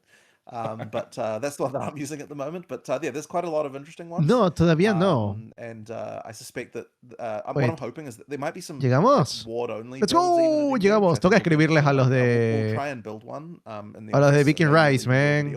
Let's go. To see if we can do like a ward. Ahí les voy a escribir. Just to see how that goes. Pero seguramente va a ser cuando termine la campaña, que es como en 2 días. Va a ser antes del inicio de la liga. No se preocupen. Antes del inicio de la liga voy a hacer el sorteo. One question about the league mechanic itself is I was re-listening to the Ziggy D Q&A while I was prepping, and Mark, you said that you thought you could get up to 22 rare mob modifiers potentially when paired with the expedition when doing the Rune of Aldor, right? So one of my questions for you is this kind of intended to be a strategy, sort of like, I don't know, like the Alva Temple, for instance, where it's like, okay, you can farm it for specifically what the drops are, but also like it can be a juicing mechanism where we're building this. So another way to play it is you do this actually just to juice the rare mobs themselves, and you're actually farming the mobs for the drops by adding more and more modifiers on. That was the intention, yes, that both are a viable option. Now, the example I gave there is obviously the extreme. Of course, yeah. Like, you're not going to have that happen every time, for sure. Hey, but I do want it to be a strategy for sure, especially now that the mods don't display all thank you. down the screen. Those specific mods don't. There's just like a little line of runes under the monster's life bars, and yeah. But my hope is that there is a strategy at endgame. Obviously, it's a relatively high-end strategy. Where once you are using logbooks and doing those grand expeditions, as we've called them, I don't know if there's an official name yet, but that's what I'll keep, the big old expeditions, that you are thinking, okay, on some of the remnants, you're like, okay, I want this chase reward. And on others where you're like, nah, I don't really care too much about, this and that. Like, I think I can push the monsters to be more valuable than the things that are offered by them. That you're actually thinking, okay, I'm going to try and pick the highest variety of different runes possible so that you pass them along and try and get as many remnants as possible in the dynamite chain. And then you're just like, okay, obviously each one then passes them on. So you're going to get every monster. The first one will be like, okay, pretty standard reward. Second one a bit more. Third one a bit more. Fourth one a bit more. Okay, so dice que en las expediciones de los logbooks de antes, que les vayan a llamar ahora gran expediciones, dice que tienes como o la meta de obtener las cosas que hay en la expedición, como siempre, o directamente hacer los monstruos lo tan difíciles como puedas para sacar muchas rundas para la mecánica de la liga. One other thing we've changed with expeditions, by the way, which I think has been a significant upgrade, though a semi-controversial internal one, but I think I suspect people feel the same way, which is when you set a dynamite, you got your dynamite chain. When the first one goes off, you have to kill a certain number of the monsters before the dynamite will continue. So what would often happen is that a fast build, when doing the logbooks were before or expeditions, you could just kill as you're going. And what some people did is they'll just detonate the entire chain and then just like clear backwards almost. And what some people would do is just clear with it, but effectively now they're not even seeing the bombs. Like the bombs have all detonated off screen and they're just following the chain of minimap icons, clearing everything. So now like it's like finish the encounter, next bomb goes off, finish the encounter, next bomb goes off, finish the encounter, next bomb. So you're actually following it, seeing the detonation, seeing what's emerging, doing the fight, and you're following along. It just feels so much smoother. Está diciendo de que ahora, cuando detonas una expedición, o sea, la bomba, la siguiente explosión no va a explotar hasta que limpies a la mayoría de los monstruos de la explosión que acaba de ocurrir. De esa forma, si tú vas rápido, no vas a ver las explosiones, simplemente vas de pack, de pack, de pack, de pack, de pack, de pack. Pero si vas lento, vas a tu ritmo. Changes I noticed was Suena bien. 10 runes instead of 8 in the patch notes, right? I think the review said it was like 8 cap, and I think in the patch notes it said it was upwards of 10. I think the reason for that is because there's that might have been me accidentally disclosing a hidden thing that was supposed to be a hidden thing about how there's like a secret thing that you can get up to 10. I might have accidentally said that. Like, I think the normal limit is 8. El límite de runas normal es 8, pero hay algo secreto para conseguir 10. 9 length one. They're not like traditional. It's something that when you find, you're gonna be like, what the fuck is this kind of thing? Yeah. So there's like, that was probably just my bad, just like looking at the table and being like, okay, here's the maximum one being 10. Like, there's probably a few things I accidentally disclosed in the patch notes Dijo que sin querer liqueó información, Jonathan. By all means, we don't mean. ¿Es muy gay? ¿Es un nerd?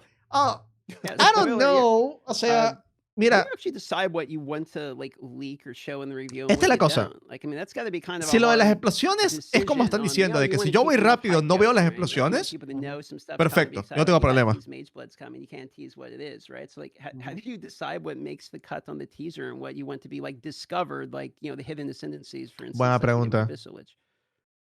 I don't know, really. It's sort of hard to decide, but like there are certain things.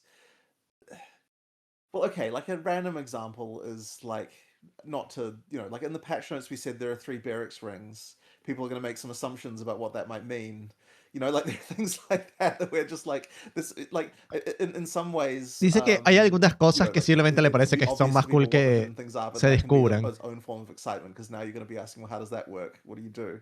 And the way that does work is quite hidden. So, you know, we'll have to see what people do. I know Jeff actually was saying to me, he's like, as a player, I would never find this. So hopefully people do actually end up discovering that. But all it takes is one, and then everyone will know. So, you know, there are secrets like that around. But, okay. Dijo por lo menos, lo de los anillos, los barracks, los 3 anillos barracks, dice, la gente está preguntando qué será eso, ¿no? System we didn't tell people about. Oh, you know, I'm not even going to mention it. No, screw it. There's a whole bunch of like. Y dijo como que, okay. Like, I would say there's more like. I don't even know what he's talking about. You do know what I'm talking about. The one that's the most. You have to tell me afterwards, because obviously you haven't. Why wait? Pero dice que lo de los anillos de Barrack, dice que está bien oculto la forma como funciona. It's kind of okay to disclose a lot of things because there's quite a lot more of them. Like, I feel like there's probably more hidden, random, weird stuff in this patch than we've probably ever done. I don't know if you'd agree with that, Matt, but it seems like it to me. Dice que hay más cosas raras ocultas en este patch de lo que jamás hemos hecho en Path of Exile. And I just declare it at the start. I'm like, this is a thing no one's allowed to know about. And then I just hope that no one says anything. It's easy to make mistakes though, because people don't know what stuff's going to be hidden, and so I might just randomly, you know, blunder into things and like. There are other things where we're like, okay, but is it just going to get data mined in minute 0 anyway, and thus people? But then it's like, oh, maybe even that in itself is exciting because people don't know if what's data mined is actually enabled or not. So you start adding bait and you put in little things that are just like, pero por favor que hagan eso. Make people feel the sense of mystery. So even if Mark dice que hay cosas que pueden hacer data mining y lo van a descubrir de todas maneras en minuto 0, ¿no? Pero ¿qué tal si las cosas que están en el data mine no están activas? Capaz simplemente están ahí y la gente no sabe si van a aparecer o no. O sea, está poniendo como información falsa, comillas. Información falsa dentro del juego para los data miners, man. We didn't list them. We went over some in the live stream and the presentation, and we went over, here's a few examples, but then there's a whole bunch undiscovered. That's cool, man. So I wouldn't say that's a secret. It's just like we want people to discover stuff. We want some people, and then there's the stuff like the actual secrets where we're just like, nah, good luck finding this, and we look forward to day 29 where someone figures this out or something. I want some sense of discovery over the league that's more than just like what is your build and what is the meta, like stuff that's actually in-world discoverable things. And sometimes it gets figured out in like an hour and you're like, oh well, whatever, still that's something. But it's funny that you mentioned this with the bait thing, because I'm still looking at the data mine of Demon Magus and just waiting for something to happen. Like if that's oh yeah, you're laughing. I'm sitting here with blue balls. No, it was a real thing. It's not. It was. So I did have a quick. Sorry. It will be a real thing one day. It wasn't intended to not. Okay. I'm just trying not to go off on my notorious 15-minute minion rant here after Jonathan's comment earlier. I did have a curiosity about the league mechanic. Me perdí algo que dijo acá. Into the history of GGG. You guys have never shied away from trying out-of-the-box crazy things, roguelike things like Sekima Sanctum. Dijo que este Toda, patch tiene más cosas ocultas de lo que jamás han hecho en Path of Exile. Que no han dicho todavía, claro. We saw a meteor crashing on the Infinite Atlas. Utilizing the Infinite Atlas for the immersion of a meteor crashing down, it looks really cool. This small little snippet looks fantastic. And then the question I have for this is the idea of changing /and/or terraforming the Atlas something that you'll want to explore further in future updates ya sé dónde va con esto, Ghazzy. moving forward. I definitely think that we're going to do more of that for sure. I mean, Doryani does have, as one of the Atlas Masters, does have a light terraforming ability. He's got the ability to change one biome into another. Like as part of his Atlas Master. Doryani puede cambiar un bioma a otro. It's not completely controllable. You can't just make the whole world a desert, but you know, like the. Dice, no puedes controlarlo por completo. Dijo, no puedes hacer que todo el mundo sea un desierto. So there's things like Pero, that. wow. But all right, that actually matters quite a lot with the new Atlas tree, because the new Atlas tree has. Por eso tomó todo el vinito y se ríe de todo. Bro, Mark está borracho, está soltando todos los secretos, man. This biome behaves as this other biome in addition, stuff like that, like with multi-choice stuff, and so there's like things like that going on that like make the biomes matter more, and then the ability for Doryani to then be able to do some terraforming means that there's some strats there ideally. That you could do with them, but yeah. But I mean, yeah, like that's really cool. Imagination can immediately run wild. It's like, you know, less hypothetical. You know, this has not been discussed before, but it's like, okay, what does it look like for Blight using for, you know, whatever Blight ends up being in whatever world at some point in time. But like, okay, why not have actual blighted growths that appear on the Atlas and start growing and start like overrunning things? And why not have, I don't know, things invading from here? And, you know, you can do anything, right? I mean, the imagination can run wild. Breach domains appearing on the Atlas now. That's not like something that happens in front of you, but I mean, the fog bank thing. And Delirium, the Delirious like area, that sort of feels a little bit like it as well. With like the Atlas. Dice que, o sea, que con este pequeño, cambio que están haciendo ahorita que te pueda hacer Doryani, dice que pudieran hacer cosas a futuro, como por ejemplo de que, empiezan a aparecer avis que empiezan a aparecer en todas partes. Because like my mind went completely off when I saw that. I was like, they're probably going to do something like Catan League or Risk play where we're like pushing out settlements. Now we're playing RTS on the Infinite Atlas. That's where my mind went. And I was like, I can't wait for that. Well, I've got a discussion I need to have with Mark, actually. ¿Están amarrados los biomas? Sí. About some 1.0 League ideas. Okay. So we'll see how we go with that. O sea, la base de los mapas sí. Ahora, el contenido aparentemente no. Se te puede tener avis en cualquier bioma. No sé cuál era tu pregunta exactamente, Carbo. How much of it is it when you're creating something, you're preemptively looking at it and being like, oh, well, this could be a problem. Like this will make crafting too strong. And like, how much of this is like emergent gameplay, which we're just going to put it out into the wild and like see what the players do with it. And then we'll do. No. Los mapas no son random. Well, so we try. Hay mapas que nada más aparecen en ciertos biomas. But we also assume that there will be a million things we didn't think of. So it's kind of like it is really both of those things. But yeah, we do try. O sea, hay un set de mapas aleatorios en cada bioma. But yes, there's just a lot of inherent risk the moment that you add all sorts of stuff like this, that you just do get something that you didn't expect. Por eso es que la emoción, porque si tú puedes terraformar cosas, puedes evitar los biomas de mierda. That's fair. Básicamente. When it comes to like the progression, PoE 1 has had, you know, o sea, los biomas son como pantano, que siempre están donde está la bruja y esto es horrible. And trying things out. PoE 2 has only had, or quote unquote only, it's pretty fresh out the gate, but we have had two full-blown league releases, and with the 0.3 Abyss and 0.4 Alba, which we had recently, right? So I'm just curious, what kind of lessons have you guys learned from previous League releases, which has been helpful for the 0.5 one when it comes to PoE 2?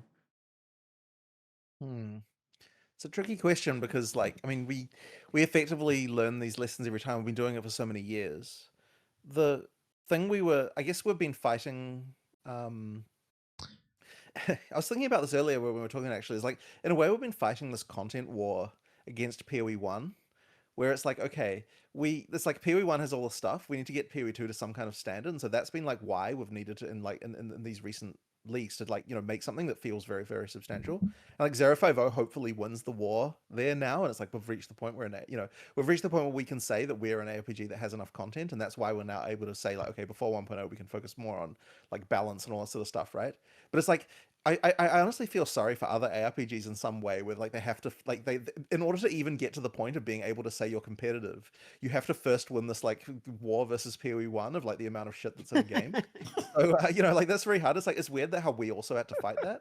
But yeah, Está like diciendo de que una de las cosas que más les ha I feel costado en like we Path of do Exile know how 2 to es make llegar the al leagues, punto en el things que you need to have in it. Path of Like, Exile 2 tenga in fact, suficiente there's a very contenido, popular GDC a diferencia called de which I still think Path of is Exile 1. O sea, 100% Path of Exile correct in tiene terms of the stuff tantas that you need to have cosas in a league que to es make it work. complicado. And Entonces dice que ultimately tal all vez we esta appeal to is just 0.5 we need to tengamos just suficiente take that stuff contenido como para even decir, better, ya like, llegamos a to tener a polish suficiente level contenido, ahora podemos hacer that otras was cosas, like ¿no? higher than what we even needed to Pero dice before, que and se that siente kind of mal thing. por otros Like, we know RPGs how en to las do que it. We've tienen done que so many pelear leagues contra and stuff. Path of Exile 1 y Honestly, the 10 años de newest contenido. discovery, I would say, that is probably the hardest thing, is integrating it into the start of the game. Yep, it's Because true. the start of PoE 2, like, one thing that we didn't want to do, and I'd say PoE 1 has failed at this numerous times, is like all of a sudden you start the game and then you're just in some subzone that's in some other dimension, and you're like, Yep. what is happening? And Yep. it's like, okay, can you really say your game is like gothic horror if you're, going into some person's memory or whatever? You know what I mean? Like, you just, where am I? Like, what's even going on? It's like, it can get a bit techie, can get a bit sci-fi, can get a little bit like just out of there. So honestly, when we're thinking like, it's a big thing that comes up now, where we were even thinking like, what the hell, like, can we really just have a bunch of Val stuff in the forest at the Well, start that of one player? was interesting. That one was interesting because we weren't going to do, like, when we designed that Oh, league está hablando originally, temáticamente going Mark. into the Dice que past en was Path of the Exile only 1, thing. cuando Like, tienes you una didn't nueva have liga, the tú past versus entras present temple, y and the pasas de estar de la present day playa temple a was a cualquier response to otra the fact cosa, en la that it memoria felt de alguien, immediately en strange algo sci-fi o to whatever, walk ¿no? out and be in Act Dice que en 1, Path of Exile 2 han and then you're tratado de que randomly traveling todo into the sea past más in this Val temático, thing. todo esté como que And so, tenga like, más sentido que esté ahí. we effectively had to make another version of like a bunch of those rooms in order to make that work and sort of still feel reasonable in Act 1. Yeah. And So we that had is that something we never would have pristine, done. We never would have we done had that that in PoE 1. for sure, 100%, because you had that full pristine temple with all the living Val and everything. But Yeah. like right now, you encounter that at like second half of Act 3. It's a whole moment. If you just come out and you're fighting some basic zombies, a couple of crabs, and then you're just fighting like the full force of the like maximum power Val armies with the, like, you just, and then you go back and you're just in a forest fighting a wolf, and you're like, what Yeah. the hell is going on Yeah. here? And so yeah, it was a stupid amount of work, because now we had to make undead versions of all the monsters. We had to make and some of them needed, and as soon as the thing's undead, it can't use the same animation set. It has to look more death, like, it's just a ton Interesante. of work. And then Mar also dijo all como the que, mira, environment art, you have to have a inicialmente en la destroyed version, a 0.4 rundown version of every tú single room. entrabas directo It's a like, lo del Val and I'm like, Temple why do we do this again? So Act 1 and 2 can, but y it honestly makes peleas so con un much of a cangrejo, con difference un than lobo just y de like, repente ibas a pelear con la the world fuerza en doesn't matter máximo because I poder can de just, los And this guerreros is Baal. Y después this is regresabas gonna a be pelear contra un something that in lobo, un 1.0 is gonna be a cangrejo. real Y decía, challenge. Like, eso no we're tiene expecting sentido. Entonces obviously a tuvieron lot que of people who haven't rehacer played the game todo para que before. sean como It's que really el important that whatever we choose pasado the league y to be, se it vean has to be in como, every area, ¿sabes? and yet No it also muertos, has to lentos y be tal, that para it que doesn't feel out no of sea place. esa diferencia And absurda. honestly, like, looking at it now, I'm like, the Runes of Eldar actually does that pretty damn well, and it's almost a shame that we did that one here and not in 1.0, because that would have been a really good 1.0 league. But we have to effectively somehow pull that off again and make another league that feels like, fine in Act 1 and but also fine in Endgame, that kind of thing. So well, we have to do it 1,000 more times, right? So I we'll be suppose fine. so, but like, it's especially important for 1.0 in my opinion, just because you've got so many new players. But yeah, it's always going to have to be something that we consider, that we never really thought about in PoE 1 when we were designing leagues there. It was just whatever like I guess the feeling always was that like people have played this a bunch of times, like like it's okay to just have like a weird eldritch nightmare on the beach. It's fine. Like we'll just live with it. It's okay. I mean, we have gotten better at it in PoE 1 as well over time, Right. but it certainly had its moments where it was like, what the Right. hell is going on this beach right Uh-huh. now? Mhm. In the swamp with the rowers, and all of a sudden I'm in some other place. Mhm. It's just, Kind of funny. It's funny you mentioned it from that way. 'Cause I actually never thought of it that way, but you're like, it does kind of make sense. Like if you're not really familiar with PoE at all, when you play the game for the first time, and you're just like, what the hell is going on here? Yeah. But speaking of league mechanics, Interesante, talk a little pero bit about some of the ones that were reworked here. I got a few basic questions around that. So Breach. We'll talk about Breach for a moment here. The Genesis tree is coming. Big surprise. They brought it back from PoE 1 goes to PoE 2, and it looks even bigger in PoE 2, notably only jewelry, right? But like, what kind of changes and lessons did you have está to hablando de learn from PoE Bridge 1 to implement it in y PoE de 2? What did reintroducir you la de know Path of you Exile 1 a wanted Path of in it Exile and what you 2. didn't want? a big Y decision porque es we más grande que made, Path of and Exile this is 1. like a big, honestly, philosophical thing that could have future ramifications that we end up having to go back on, because it wasn't too long ago where we had, tile loot versus ground loot versus all that kind of stuff, being a thing in PoE 1, and I'm sure it will come up again another 100 times. But you have this thing where, should a league just give the same drops, aside from ignore the bosses and their unique drops, should a league's rewards just be the same as world drops? Should it be at its ceiling worse than world drops? Should it be, Los drops there's de all la these liga different tienen que questions ser here. And the thing is mejores that what we have que decided lo que here, hay and en this is el resto del mundo, an o tienen que actual ser conscious peores decision o we made, is iguales. that we wanted the rewards from leagues to be able to be better than world drops.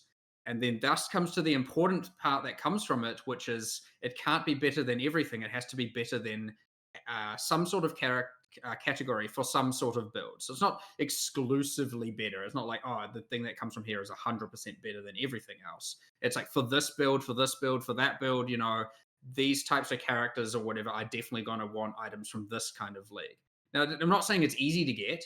It's not like it's just trivial. It's not like it completely demeans the world drops, but we have made the decision here for sure that we wanted to say, and the Genesis tree was the big thing that we discussed when we were doing this, is like, well, do we want to be able to get things that can be better than what you can find in the world? And now, obviously, you still have to do the league in order to get the crafting material in order to create them. So you can't just fully bypass the itemization as is. But this is a decision we made. And as a result, yes, you get some pretty powerful stuff on the Genesis tree, and it's going to be pretty hard to get, but it is a thing you can do. But that is something you'll start seeing a little bit more from every league, where some are, for example, the Runes of Elder, and let's say it goes core and all of that. I mean, probably for some builds, the socketables that come from it are going to be better than any you could probably find in world drops for certain gear, certain slots, right? There's these avenues for each, and hence why the Genesis tree is focused primarily on jewelry. Like it just straight up gives some of the best items, especially for casters and summoners in particular, that you'd be able to get. Está diciendo que básicamente en algunos... And I understand some people are like, I don't want that, I just want the world drops to be better. And some people are like, no, that's the target farm. En algunas cosas debería ser así. Dice que en general ellos están como más tirando del lado de que las ligas deberían ser mejor drop, porque es algo lo que tienes más agencia. Y podemos enfocarnos en cosas, por ejemplo, en el Genesis Tree va a ser solamente de joyería. Pero dice que es algo un poquito complicado, porque si es demasiado, elimina el world drop. Si es muy poco, ¿para qué hacerlo? Entonces es algo que tienen que balancear y con el tiempo, pero capaz dice que tal vez ahorita dimos en el clavo. Yo dejo para ahí. Could get best armor, best helmet, best gloves, best boots, best weapons, best everything. Well, what the hell why do anything else? At least now it's like, okay, I can possibly, for some builds, get the best amulet. Probably for all builds, actually get the best amulet. Sort of. Dice que el Genesis Tree va a ser probablemente el mejor lugar para conseguir los amuletos para cualquier build. That kind of example, then at least you're wanting to go, okay, here's why I want to do Breach. I'll get these items when I have them good, and then I'll do this other league for this other slot. Yo creo que Breach va a ser una de las mejores mecánicas. Slot, and that's the 3 leagues you're farming. And then once you've got those gear, Yo creo que maybe en you serio va a change ser to una de las some other mejores leagues, mecánicas. all the meanwhile trying to get mage bloods from world drop and to do headhunters and all of that, and your classics. So yeah, that is a decision we've actually made here. That is, es que I hay suspect, something we've never lo de los really catalysts y esto necessarily ahora talked about, es at least not mucho, for man. years, about whether or not Yo we no me voy a want arrepentir de ir rewards por from ritual, leagues to ultimately be Ya no better me voy a than arrepentir. world drops or more exclusive, or things that are ultimately exclusive to it. So it's a decision. It's where Yo we're no me voy a at, and we're going to arrepentir, man. try it, and hopefully we'll see how it goes. That brings up two interesting challenges for me. One is how do you educate the players on knowing if there's the best of each of these? How do you overcome the challenge of making sure that the education portion of the players, so they know that you can get the best of each one of these leagues from each? And the other portion is then, how do you handle the situation of things like Alkengo, like the most standard, I'm going to run a map? Like if every other league mechanic has the best of something, does that mean Alkengo has like the Buenas worst preguntas of la de DM. everything? Like how do you handle ¿Cómo both of educas a these los jugadores challenges? para que sepan dónde conseguir las cosas mejores? Y From the cómo educational balanceamos standpoint, el tema del that's Chango, kind de of hacer un in mapa y ya. each's league's Si tal vez hacer un responsibility solo is to mapa va a ser you'll un learn that over time, desperdicio generally en lugar de hacer speaking. las mecánicas. But that's where the things like, okay, the Genesis tree, you can read the nodes, you can see the helper text, you can see what kind of stuff you can get out of it. You might not know exactly what mods, what tiers, and what values, but honestly, I prefer that to be within the discovery axis anyway. What it does say is your rings can now be X, and you're like, okay, well, that, like, summoner ones or one way people might find that out now is because when they mouse over their item, there'll be a little build guide note there being like, you need to go to the Genesis tree and do this. So that can be one way that people will be finding that out. True, for sure. And so, okay, so what the other thing is let's say there's enough leagues and every league covers every slot. So like, let's say with there's 10 leagues and each league is best at one slot. Well, why do I need to do anything but you can't do all 10 leagues at once, which is good. But it is obviously still important that, for example, you still have to craft these items. You can't even if you could print the base type, you can't just infinitely now craft that item, right? So that's an important thing of needing to make sure that you're still acquiring all the core currency. You still have to do the content with the leagues in it to do it, obviously. But yeah, this is a risk. For sure, I can see a world where this is just okay, well, any ring or amulet that ever drops in the wild, sure, it can be okay, it can be good, but it can't be the best. That is the consequence of this. It is a 100% the actual consequence. And I do believe they can generally be good enough. And as long as that we're niche enough with what the leagues are doing, that it won't be too problematic. But shit, it's easy to cross that line. And now, rest in peace, all rings on the floor. Just may as well filter them off and you'll never see them again. It is a fuck up that can occur. It is the actual risk, and as we add more and more content and it fills more and more these Dice que básicamente es un riesgo que están tomando ahorita de que capaz, esperan que no, pero capaz la mejor joyería venga al Genesis Tree. Y si viene la mejor joyería al Genesis Tree, quiere decir que toda la joyería que caiga en mapas la filtras para que agarrarla así no va a ser tan buena. Pero dice que la joyería, o sea, que el resto de las cosas que caigan ahí tienen que seguir siendo buenas. Capaz no a las mejores, pero súper buenas igual. When we're not there yet, because we don't have enough leagues covering enough slots to actually result in this problem yet. So still quite hypothetical, but I can see how it will occur. Pero dice que esto ahorita no cree que sea un problema porque cuando tengan suficientes ligas en las que cada liga se enfoque en una cosa, eso puede ser un problema. Pero ahorita es como más hipotético. Dice que probablemente no sea el caso ahorita mismo. Rip jewelry in the floor.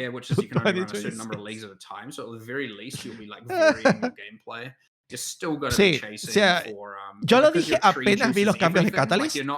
Y mentira, lo dije apenas vi Genesis Tree. Yo dije, men, la Bridge va a ser buena. Cuando vi la vaina de los Catalyst, yo dije, men, Bridge va a ser muy buena, en serio. Yo me siento mal, eso, yo quiero hacer ritual, pero creo que Bridge va a ser muy OP. That doesn't do anything to the rest of the map, generally speaking. I'm talking at a general level here. And so if you're fully invested in that league, or in League A, B, and C, you'll generally zone and do League A, B, and C, and then because the rest of the map isn't invested in at all, you could just say, I'm going to leave, right? Because the value of doing more of those as fast as possible, assuming infinite map items, which you have probably most of the time, you'll just go farm that thing over and over and over and over again. in PoE 2, because you can get full investment, like that map is as valuable as it's going to be. And that league, every league is fully invested, and those leagues are as valuable as it's going to be. And so, like, aside from tablet modifiers specifically being one of the only access, and I guess technically choice on the Atlas Masters, but those are quite broad, or can be quite broad. You're generally going to want to kill everything, clear everything, and you're not going to have this thing where some stuff is hyper-juiced and other things are just at, like, base level worthlessness going on in the map. I don't know whether it was in the patch notes either, but it probably was.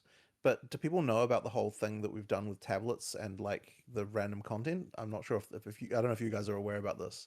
Like, that's on the same vein, by the way, which is that it was really important to us to make it so that cambiaron algo las tabletas. You don't feel the need to juice everything. Because like this is coming back to that idea about like, you know, like reducing the amount of time that it takes to kind of get to the point where you can do infinite farm. There was this thing we wanted to say is that once you've filled all your tablet slots, you actually don't get random things appearing anymore, and that means that you don't feel the need to juice everything. Like, you can juice the several mechanics that you want to do, or like maybe it's just even one mechanic if you want to. You put all the tablets as being that thing, and then now no other random content doesn't appear, so you kind of don't have that. It's fighting against that same problem again of like needing to, you know, of like making like, so once again you'd have the situation where if we had it so that to what Mark was saying, where a random breach could appear even though what you're doing is delirium, then it would mean that you've got content in the map you don't actually want to complete, and that's kind of the thing we're trying to avoid there. So you still can go the random route if you want. Si pones las tres tabletas, no va a aparecer contenido que no sea de las tabletas. Entonces tú vas a decidir en qué enfocarte cuando llegues a ese nivel de juice. We were saying, Mark, about you have to do the league mechanic to engage with the crafting part of that league mechanic. And as someone who very much enjoys being a hideout warrior, crafting items in PoE 1, just sitting in your hideout and just doing my crafting, it sounds to me like the idea is to kind of like funnel the people into, for you to engage with this quote unquote best in slot items for XYZ builds, you have to engage with league mechanic. You have to quote unquote play the game. You know, you can't just sit in your hideout. Mm-hmm. Is that an intentional design, or is that just a byproduct of the current design that you have right now? I mean, you can still buy the items. So, I mean, at the end of the day, you can still. But is it intentional? I'd say most of the time it is intentional. I'm just trying to think of all the examples. Is Hiveblood the only one like that, though, really? Yeah, I mean, but here's the thing, like, you can either always shortcut you can either buy the thing to do the crafting, or you can buy the thing at the end, right? Like, generally speaking, some element of, because we try and keep almost everything tradable, but Hiveblood in particular. Cada vez que, yes, but then, okay, you can't, que Ghazzy ve algo aquí se mueve, se ve lo de Discord. You know, me estresa, men, me estresa que esto no esté cuadrado, que esto no esté cuadrado, que esté encima. Oh my god, dude. What else can you? Obviously, you can't trade breach biomes. Que no esté completo el logo de Starfox también. You know, so there's like different things of stuff that can be traded. What is this? Que son estas pantallas. Oh, but generally speaking, we've tried to make sure, you know, all the rewards can be. We've tried to make sure that pinnacle keys can be traded and stuff like that. But, yeah, there's going to be some leagues where you won't just be able to entirely sit in your hideout to do the crafting. You'll have to just buy the product if that's what you're wanting to do. Like, if you don't want a breach, you're just going to have to buy the breach items. And if you do breach, well, then you get to sell it to those people, I guess. So win-win for everyone, ultimately, at the end of the day. Which is a cool thing, by the way, because it still comes down to that meta market shifting. And I actually think this isn't, I don't know how I ultimately feel about this when I actually will play it in an actual economy. But let's say minion meta. Let's say everyone's playing summoners. Let's say everyone's some sort of minion across the board. Let's just say, well, now am I going, well, I have to run breach. I have to, because the economy is such that it would be bad not to. And when I hear that, it's kind of like, well, now I'm not playing the content I want to be playing, but on the other hand, I want to be playing. But on the other hand, I'm getting rich, so like, and maybe I am playing the content I want to be playing. Thank you, dude. So there's a little bit of like, I don't know. Sigue habiendo esto, pero bueno. Let's say a new build gets discovered, and everyone's like, oh, this build uses this item comes from this. Everyone quickly change leagues what they're doing, which you can just do. Like, that's a thing you can do, aside from, again, you know, there's some tablet farming you'd have to do and whatnot. But It's quite interesting, and generally speaking, this isn't, even though no one necessarily puts a label Stop, on it, no me digas how eso. it naturally works. Like, even in PoE 1, that's somewhat true to some degree. Mira, en 2 días tengo que certain presionar el things you QR, wanna pues cuando se get, acaba la but campaña. it's Así just que, probably no on less of an problems. extreme and less of a less intentional level for sure, whereas we're being a bit more intentional about it here. So I think it will have that impact, and I don't know, like, there's something I like to, I'm happy about that in theory, but I don't know if I'll be happy about that in practice. And so that's an interest. And again, I can't test that internally because there is no economy, right? So none of us can. I mean, the 5 of us trading to one another is whatever. That doesn't matter, right? There's more than 5, but you get my point. And then the idea that if I feel like I have to play Breach because of X, or I have to play Delirium because of Y, or I have to play this or something, like, No, Barrenero, me estoy emputando. because I'm someone who cares about trade and cares about the wealth of my account, that could be something that actually makes está me aquí feel a y bit está sad acá, at the end of man. the day, because at the end of the day I might want to just play the content I want to play for what the content offers, not for the economic value of it. And some people would just be like, play SSF, which, fair enough, I guess, but we'll see what happens. I don't know. I'm curious to see, now that we're being more intentional about certain builds being more powerful due to certain items from certain leagues, whether or not that's going to then result in a feeling of having to play content you wouldn't want to necessarily play, but now you feel like you have to. So we'll see. Maybe people ultimately like that. Maybe people don't. I have no idea. Speaking of really strong items in the Breach, the new Absent Amulet looks pretty good. Implicit is granting an aura. Can you have any aura on this, or is this a limited pool? It should be every persistent buff skill that is on the uncut. Yes. Every spirit reservation you can get for free on that amulet. What? There are 3 amulets. There's one for 30 reservation costs, one for 60, one for hundreds. It's obviously harder to get the hundreds. And thus the 60s over the 30s and whatnot. And yes, but again, like, there's a little bit of like good Hay luck un amuleto, well. hay 3 amuletos. Hay uno para las auras de 100, uno para las auras de 60 y uno para las auras de 30. Dice que el de 100 es obviamente más difícil de conseguir que el de 60 y el de 60 más difícil de conseguir que el de 30. It's just like the ease of, like, Wow. the rare equivalent of the mage blood of amulets, is like, it is there, and I want that to be something you can get. Now, does that mean world drop amulets are less valuable? Well, yeah, it will. It 100% will indeed result in that.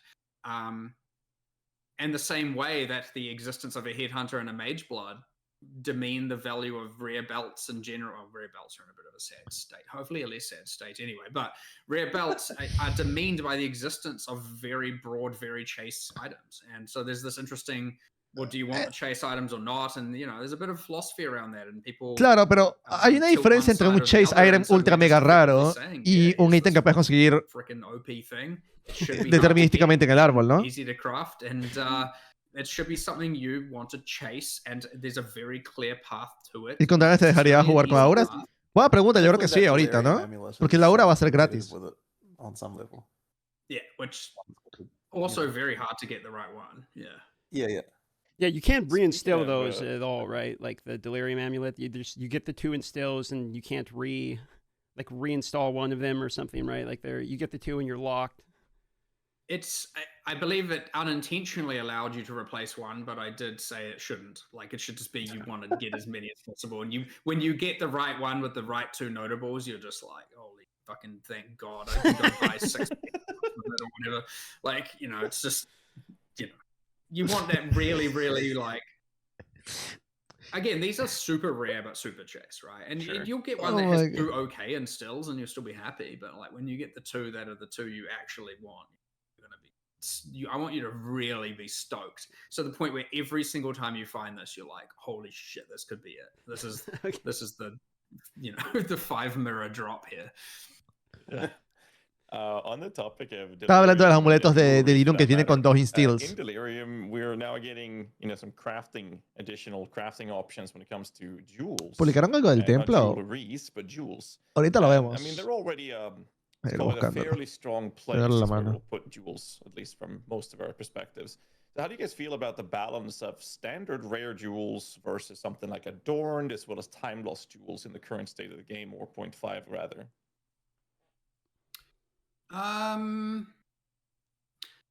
Well, the crafting for jewels was mostly that, like, the rationale behind adding that was ultimately, okay, like when you finish like a full sanctum, you end up with just like 45 jewels in your inventory. If you take Bro, all the hay jewel shorts de chests, and Path of you're Exile, like, what okay, the like fuck? 4 of them are okay, I guess. And it's just Ahorita lo extreme vemos. item saturation just to get the good ones. It's like, well, Voy we're a poner aquí missing la mano. crafting here, really, right? We need something here to help guide it to be that they're okay. Sí, un montón de Especially shorts. given that the Holy. jewel sockets are on Ahorita lo kind of vemos. core pathways. You get them and then you're like, I don't even have anything to put in this for like a while. Sorry. So at least now, and obviously you get some of these in the Act 4 in the campaign, you'll be able to, you know, craft something that at least has 1 or maybe 2 useful stats for your character.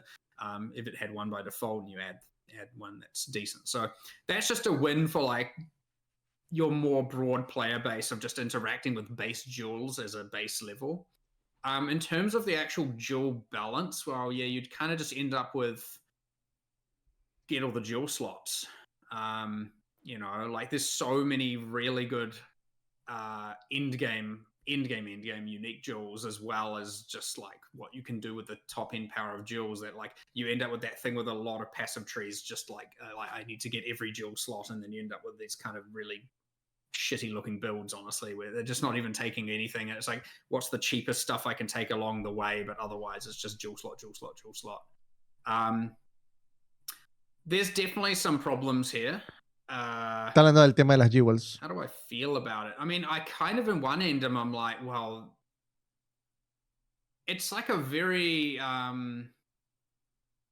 it can be a very satisfying, advanced, and honestly complex crafting system that a lot of people probably like to overall engage with, where their more traditional build ends up looking like this crazy jewel fest.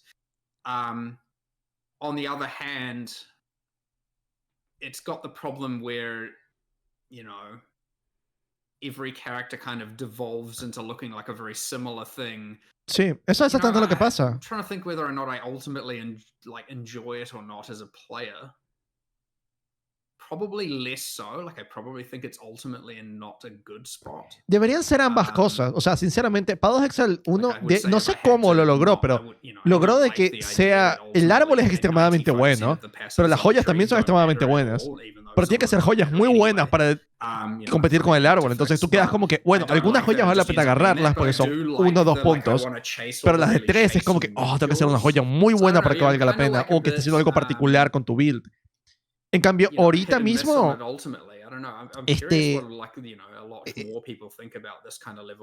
of Exile 2, tú siempre quieres las joyas siempre son mejores que los puntos. No tengo captions. Keep these unique jewels, but not the rest. And then obviously timeless jewels are a whole different level of complexity. But yeah, I mean, ultimately going back to the original point. No, nada que ver, Storm. No. Entendiste mal, nada que ver. O sea, no, literalmente entendiste absolutamente todo mal. La campaña va a ser más fácil, más corta, y está más balanceada alrededor de que casi que cualquier jugador pueda pasarse las cosas. ¿Sabes lo que acaban de decirme? Y el endgame va a ser más guiado. Y van a evitar a que puedas llegar a cosas que sean muy difíciles si vas a gastar un recurso como una llave para llegar ahí.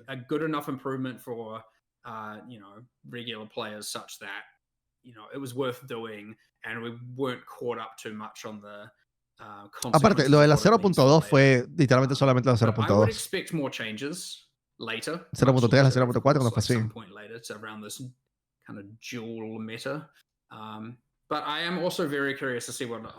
Y lo de la vida de los mobs se referían específicamente a los tiers de los mapas. Que se está medio balanceando con el tema del effectiveness, que ahora tenemos menos. The bigger question is, do you like that a lot of characters just end up wanting to as many jewel slots as possible and wanting to just have jewels everywhere? Because once you can craft, it's effectively a way of saying your passive tree goes from what we've said it is to what you want it to be, based on the fact that you can craft and put in there exactly what you want.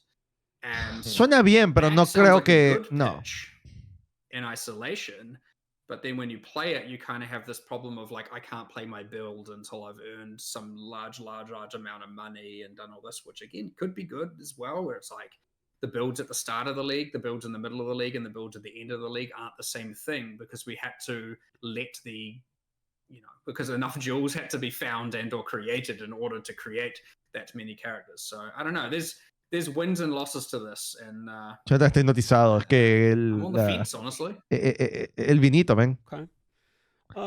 Well, Y sean we can tan move on to seguros the si les gusta la idea de que miscellaneous portion here. los builds tengan muchas just jewels o about no. 2 hours. I know we're trying to keep it shorter, so we'll do the miscellaneous portion. We got a few questions here, and we have like just a handful of patch notes related questions, and then we can kind of wrap up. So, Dice solo tienen 2 horas, así start. que van a tratar de cerrar. What's going on with Toda?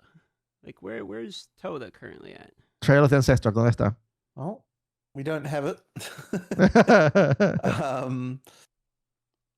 But yeah, like I was really hoping that we would be able to get that the final Ascendancy trial when we did Act 4. We couldn't quite make it. We didn't have the time. We obviously couldn't fit it into this cycle in 050. So the question is whether or not, I suppose, whether it comes in 1.0. I think that's looking unlikely, to be honest. Like, I don't think this is as important as some other things. Puede que Tota no llegue para la 1.0. Down to whether or not we can somehow make what that does sort of merge with something else, I suspect. If there's quite a lot of work.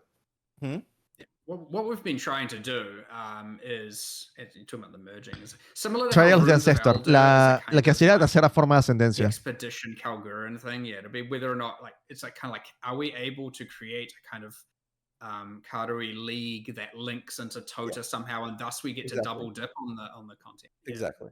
So if we're able to make a Karui themed league, then that will mean that we can effectively share some of the monster workload and like boss workload across both, which would then make it more viable to do alongside some of that other content.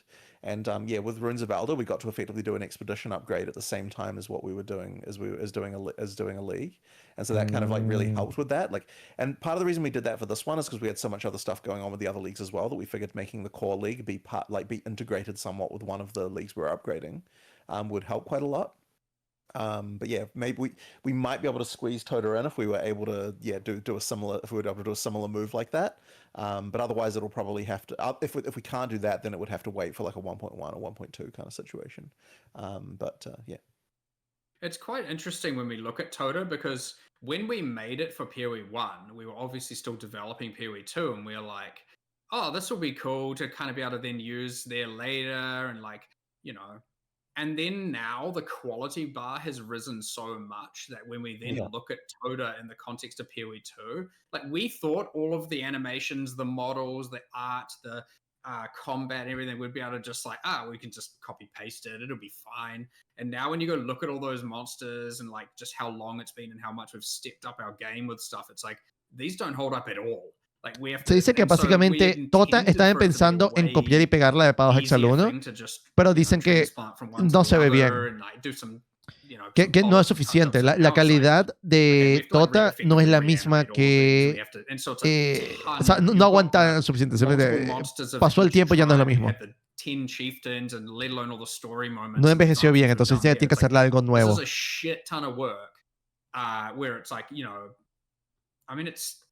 The monster work of, it's probably like 75% of an act levels of equivalency of actual monster work. Like, it's quite a lot. Obviously an act, a lot of it is the unification of the environment, the monsters, the narrative, etc. Whereas like obviously the part that is easier for Tota is it ultimately takes place in one arena with one back room, and thus it's faster to ultimately make. But in terms of just raw animation work, raw effects work for all the different skills, all the like scripting on the game design side, it is a ton of work. Esa de Tota, por la cantidad de monstruos distintos que hay, es muchísimo trabajo. Again, when we were like, okay, is Tota being missing or the end game not having goals? Well, obviously the end game. And so when we're just coming up with the stuff, we're just going, what is the most important thing we need to do now? And Tota has not been it, given like it would be different if it didn't require a ton of work. We could probably chuck it in alongside one of these things, but it just somehow is not held up at all. And yeah, so if it weren't for just straight up being too much work, it would be there already. Like, it just is an insane amount of actual work to do that is going to cost some pretty important stuff. I appreciate the answer. That makes sense. Toda is just a personal favorite of mine because that was the league I joined, PoE, actually. It's my first league ever with Toda. So I was curious. Go on, Ghazzy. Well, I was just going to move on since we're kind of over the time already. I do apologize for that. Appreciate you guys sticking around. The next question I have is kind of a twofold question. I'm going to start with the first half of it, which is more about the design philosophy of unique items in PoE 2. PoE 1 has their version, and PoE 2 seems to be more build-defining options in terms of the unique items. So just a little short tidbit on what's the philosophy differences here? What's the focus?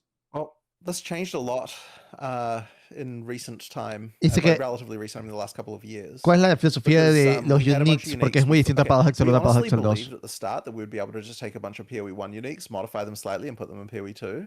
And that just completely 100% is not a thing we can do. Like, it's interesting because the combat systems in PoE 2, working the way they are, had a way larger influence on what's an acceptable unique than what we kind of expected. And it's honestly surprising because, like, you'd still think, oh yeah, why can we not, like, how is it not that there's just like 50 PoE 1 uniques we could just literally take and just put in PoE 2 if we wanted to? And then you go through each one and you're like, okay, well, this one can't be for that reason, this one can't be for that reason, like the dominant stat would just totally have to change. Like, it's weird how it sort of ended up that way. And so even also when we did add a pile of uniques in I can't remember what patch it was like after 0.1. There was like a patch where we added a bunch of uniques, and those uniques, which were kind of like more in the PoE 1 design scale, have not really held up either. And honestly, we're going to have to go back and probably like remove and or change a bunch of those as well. Like, and this is like the sort of issue that we have in the kind of dice que básicamente los ítems únicos de Path of Exile 1 no los pueden simplemente importar. They're just like really not holding up. And yeah, it's just funny how we just no longer have the ability. Like you kind of it feels like we've kind of got to have a skill or something on a PoE 2 unique in order to make it sort of somewhat worthwhile. No pueden agarrar el unique y simplemente adaptarlo a Path of Exile 2 porque dicen, oh, no lo vamos a hacer por esta razón, o por esta otra razón, o por esta otra razón. O simplemente el ítem único va a ser inútil. Like a PoE 1 style designed unique at this point, it just does not rise to the level that we feel like you'd actually use it. Entonces tenemos que como que ponerle un skill o algo al único. I wonder if one reason can be that I sort of suspect it's got something to do with the fact that in PoE 1 build you tend to just optimize one skill and that's all you're doing. And so then, like in PoE 2 context, we've got to care more about that. Like the larger build, like there's a lot more going on with with a PoE 2 build. At least that's the intention. So I sort of have this feeling it's got something to do with that, but I don't know if I can necessarily promote exactly why it is that we do feel like, yeah, a unique has to be just a significant amount more going on. Well, that's fair. The follow. Sorry, go ahead.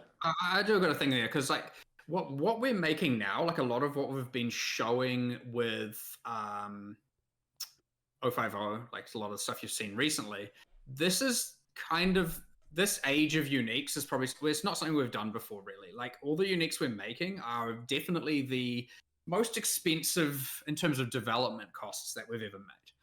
And as a result, they are more build defining. Now on the other end of the spectrum, you do have then the uniques that they kind of have their single special stat. It's kind of like 4 stats, one of them's a bit special, and it probably just has some sort of game when combined with 6 other variables as a thing. And the problem with those is that they don't hit for like most people. Bro, aquí está haciendo mucho frío. And they just end up being these really like hyper niche endgame things. So that was a type of philosophy we had where they were effectively meant to be the puzzle piece, right? And you need multiple puzzle pieces in order to do the thing. Those uniques are generally failing when you find them, like generally speaking. And Jonathan did this exercise with me yesterday. We opened up that same character when we were looking at something. He showed me every unique. We went through all of them, and he just goes like, and he was like, why would I want this? Why would I need this? And I was explaining the like end game build used with them. And he's like, well, how the hell, like, okay.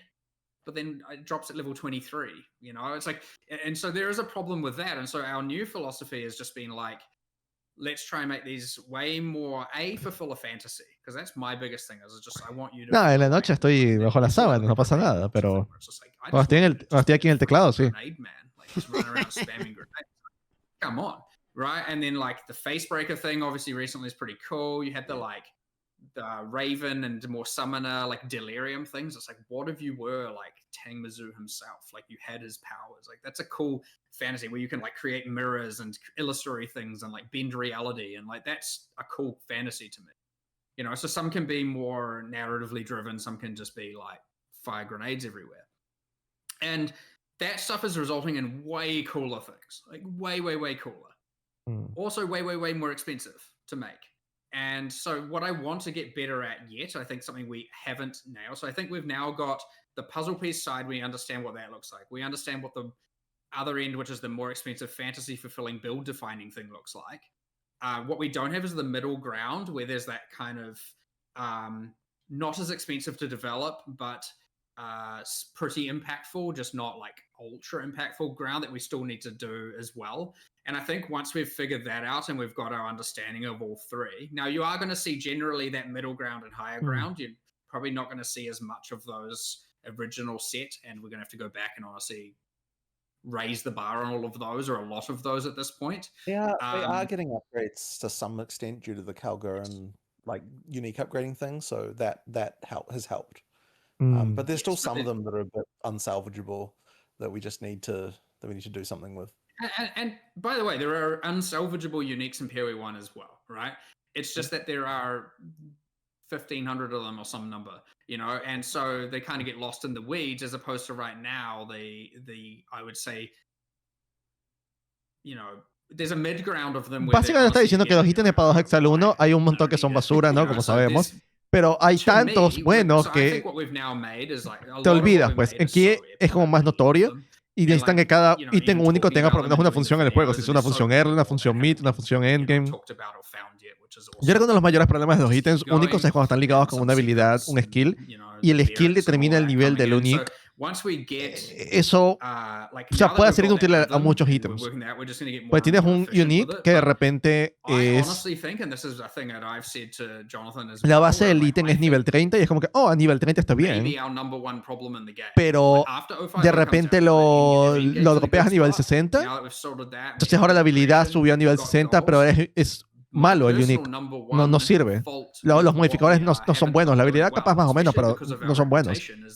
El ejemplo más típico es la wand. La wand de nivel 1, que te da más uno de los skills. Sí, se van a poder aumentar esto. Hay una mecánica que pusieron con Runes of Aldur para agarrar los uniques de nivel bajo, los puedes subir de nivel y básicamente bufear todos sus stats. Y no sé si hasta agregarle cosas nuevas. Creo que hay una forma de subirlos, otra forma de agregarle cosas nuevas, y una cosa es sacarle modificadores para ponerlos en otras partes como en runas.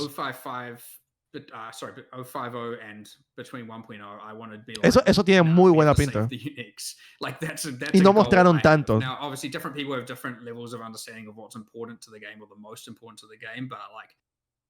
I would be shocked if that's not on like most people's top 3, top 5 list of like things that are the most wrong with the game currently.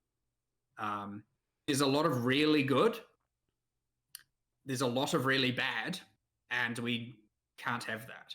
And I think the biggest thing, like to give a more specific example, you know, on my big rant, a lot of our uniques are level 1 to 30, right? Level 1 to 30-ish, and a lot of them are the puzzle piece. Some are good, some are not good, some are whatever, hit and miss. And we've got this like now end game band that we've added, and we've added a bunch to the new pinnacles. We've got a bunch of things you can farm for the different leagues. What we don't have now, and I think this is a huge problem, is between level 30 and 60, there's kind of just nothing. There's kind of, honestly, it's like es un buen punto. Start to drop. And I don't mean the level requirements, I mean when it can drop. And the annoying thing about that as well is that often, like, when you're in that band, the things you're getting are the ones that are like level 1 to 30. Yeah. And so then what you end up feeling is like you get these and they just feel like they suck, because like if you'd put them on at level 20, they would have been fine. But you're putting them on at level 40 and it's kind of like, well, this is just garbage. Yeah. Because of how our uniques work, our unique drops work, where it's like, first I'm going to decide if I'm dropping a unique, then I'll figure out what the unique is. It's like, I'm going to drop a unique. And then it's like, okay, let me go and find one. And it just so happens that every unique lower than that level is between 1 and 30. It means pretty much any unique drop between level 40 and 60 is just going to be bad. Like, niche cases aside, Me gusta que estén al tanto de esto. Sí, sí, obvio. A medida que vayan sacando más información, yo voy a estar haciendo resúmenes. Puede que suba esto completo de todas formas, como para las personas que quieran como de tipo la reacción o algo, porque como esto no es un podcast, bueno, es kinda oficial, pero no es oficial oficial. Capaz les interese a algunas personas. I don't often talk about what I consider to be, because generally when we're talking, we're obviously talking about, what's new, what's happening, but we don't really get to talk about what's like just fundamentally wrong. And I'm trying to be a little bit more transparent about some of that stuff, because that is the stuff we're aiming to fix and address and really try and salvage and save and get. Mira, eso es lo que no había pensado, pero tiene razón. O sea, los ítems únicos bajos no están mal, los altos no están mal, pero en el medio no hay casi nada, y es verdad. Pero el tema de los skills para mí es grave, man. On the topic of fixing things, my follow-up questions that I really was curious about this. I do first want to say that I'm big fan of the Kalgura and upping your uniques. This is the first time since PoE, 10, 12 years ago, I think, since I'm actually considering using Chobber on a build. So, I mean, that's just because of the Kalgura and upping. So that's funny. But my question is, regarding these build-defining uniques that you're adding, they're supposed to be interesting and impactful, giving you a skill, and people make builds around them, like the Grenade Man, for instance, a prime example. A problem that I've seen being discussed a lot in the community has been that your main skill is supposed to have maximum sockets. It's a quote-unquote 6 socket, but it's actually only 5 sockets, right, in PoE 2, with maximum sockets. And that is gated behind a level 20 version of the skill, which means it's going to va más o menos por la pregunta que yo iba a hacer, que me interesaría a mí hacer. It has a higher level requirement to drop and all those aspects. But there's already a power scaling difference between having a lower level skill of the skill itself and having a level 20 version in terms of what the benefits are. But the socket difference is so massive. So I was just curious if this is something you haven't thought of, or if it is a design you're happy with moving forward. Si está bien que los skill level 19 contra los 20 sean tanta la diferencia entre el socket y poder del skill. We've discussed this many times, just FYI. Like it's came up a lot. But I think han discutido bastante esto. And I'm hoping this gets done in time, and if not, be shortly after. I was adding, like, as a kind of, like, in an ideal world, you'd just be able to either, well, at least you'd be able to just like, okay, why not just allow using a perfect jeweler's orb on it, for example, and then just. I was literally about to say that. Why can you not just jeweler's units? But for now, you can't currently, but that will be the goal. But for now. Is there a reason we can't allow that? I think just time constraints, but I mean, feel free to look into it yourself. But I mean, like, is it really that hard to implement that? I don't know. I have no idea how it works in terms of the way the storage is. But there should be exactly. I have absolutely no idea. So we can find that out. But might be able to just do Epa, that, epa. like, it might just be possible. Epa. Being that Importante, if that doesn't work, because that is the ideal solution. Bar dijo, hemos hablado muchas veces de los sockets en los skills de los únicos. Y Jonathan le dijo, porque simplemente le podemos tirar una G-Wellers ahí y ya está. Y Bar dijo, no sé cómo funciona, hay que ver exactamente cómo funciona, a ver si se puede hacer y tal. Y Jonathan dijo, no puede ser tan difícil. Capaz lo hacen ahorita. Pues ellos suelen hacer esto, falta una semana. Capaz lo hacen. Porque eso solucionaría bastante. Para mí el nivel del skill también es un problema en sí. Porque determina el nivel en el que puedes usar el único, pero eso es otro tema aparte. All right, well, one last question, and then we're going to cut out the patch notes related and some of the other ones here since we're kind of at the edge of the time. If you want, we can do just a couple rapid fires from chat, and then we can call it there. Sound good? Sure. Okay. So I want to follow up on something that Ziggy D asked. Very selfishly of me, admittedly. I'm playing the Spear Walker. I think it's the funnest looking thing like in the entire review that I saw. And it was about Tame Beast. And he mentioned that Tame Beast is like a level 9 cut gem. However, you can ascend and take the node that lets you capture beasts way before you can actually get to the cut gem. And you mentioned you might have a solution to this because it's a little bit of a noob trap, right? You take a node that you literally can't even use for like 10 levels or something. So I was wondering, when I saw the patch notes, it still said the gem starts at level 9. So I'm curious, do we have a solution for this coming to 0.5? I thought we were going to just change it. I thought we were going to change it so that the uncut gem was lower level. I thought we were going to make it so that Tame Beast was just a lower level skill, but that's what the last I heard about it. Certainly, the last discussion I had was that we were going to move it down to a lower level skill. Pregunta simplemente de que So, el Spirit Walker, tú puedes agarrar lo de capturar un boss antes de que puedas usar el skill de capturar una bestia. So, but yes, we don't want that to be a problem. We will do something about it. James just messaged me that Tame Beast is level 7 now. Patch notes missed it for some reason. Perfect. So he just messaged me that. Dijo que simplemente bajaron el nivel de requerimiento de la del skill. Ghazzy got a last question for him before we start the rapid fire and wrap it up here. I was just wanted to have some sort of curiosity into your minds with basically the progression of what's going to happen between 0.5 and 1.0. We don't have to go too deep into it, but I'm curious because you, Mark, mentioned something that I keep referencing, and that is the plugging the holes. And I love that. I don't know why I love that comment, but plugging the holes and getting balance fixes and changes between 0.5 and 1.0. So my question, just to keep it short, is what are the things you want to prioritize? ¿Cuáles van a ser las prioridades de la 0.5 a la 1.0? ¿Cómo van a llenar los huecos? Items, as Mark said, very big one. Any like a lot of skill balance, a lot of just like character balance. Adding some skills to existing classes where necessary and or changing functionality of how they work. Va a añadir skills a clases que ya existen. That everything that we already released, balance y funcionalidad. Is like in a better place, like just like all of that sort of stuff. Like that's big. Passive tree reworks, just like improvements there, is like another big one. And I mean, I guess that's probably the main stuff, really. Like, yeah, I think. And then it's a lot of the other chaos damage, getting that to be better, and thus acolyte. Right. Ignite builds, burn, damage over time in general. Mejorar el daño caos y a la coleta de Chayula. El daño de fuego, o sea, el burning damage. You know, and as I said, the passive tree, the base types. ¿Eso cuánto es? Hace frío, man. You know, bloody hope the general. I mean, more replayability improvements certainly would also be good if there's any new ones. Mejoras de rejugabilidad. Really nice after people play through this. ¿Está en calor? No, aquí está haciendo frío, man. Tengo 10 grados con 80% de humedad. Sensación térmica de como 5 grados, 4 grados. That's 100% a thing, right? So, like, is that like Act 4? Didn't get a huge amount of changes in this patch, and I suspect part of the reason for that is because we haven't had the time. Like, bro, no. ¿Cómo escribo si no tengo, sabes? Because people haven't necessarily replayed it that ¿Sabes? much. Lo dejo aquí. So, like, I'm sure there'll be things in Act 4 that after this patch, people will be like, "Oh, this is the horrible thing in Act 4 that I don't like." So we'll see. Aparte de que we'll just have to see what that is at that point. Puente completo, ¿ves? I'm not sure if they'll come sooner or later, but I'd like to do sooner. I'd like to, when we have our like. Mira Harald, que también está en Buenos Aires, ¿viste? That we have either the third ranger or the third druid ascendancies. Hace mucho frío, hace frío, en serio. All existing classes to have all ascendancies before the full release.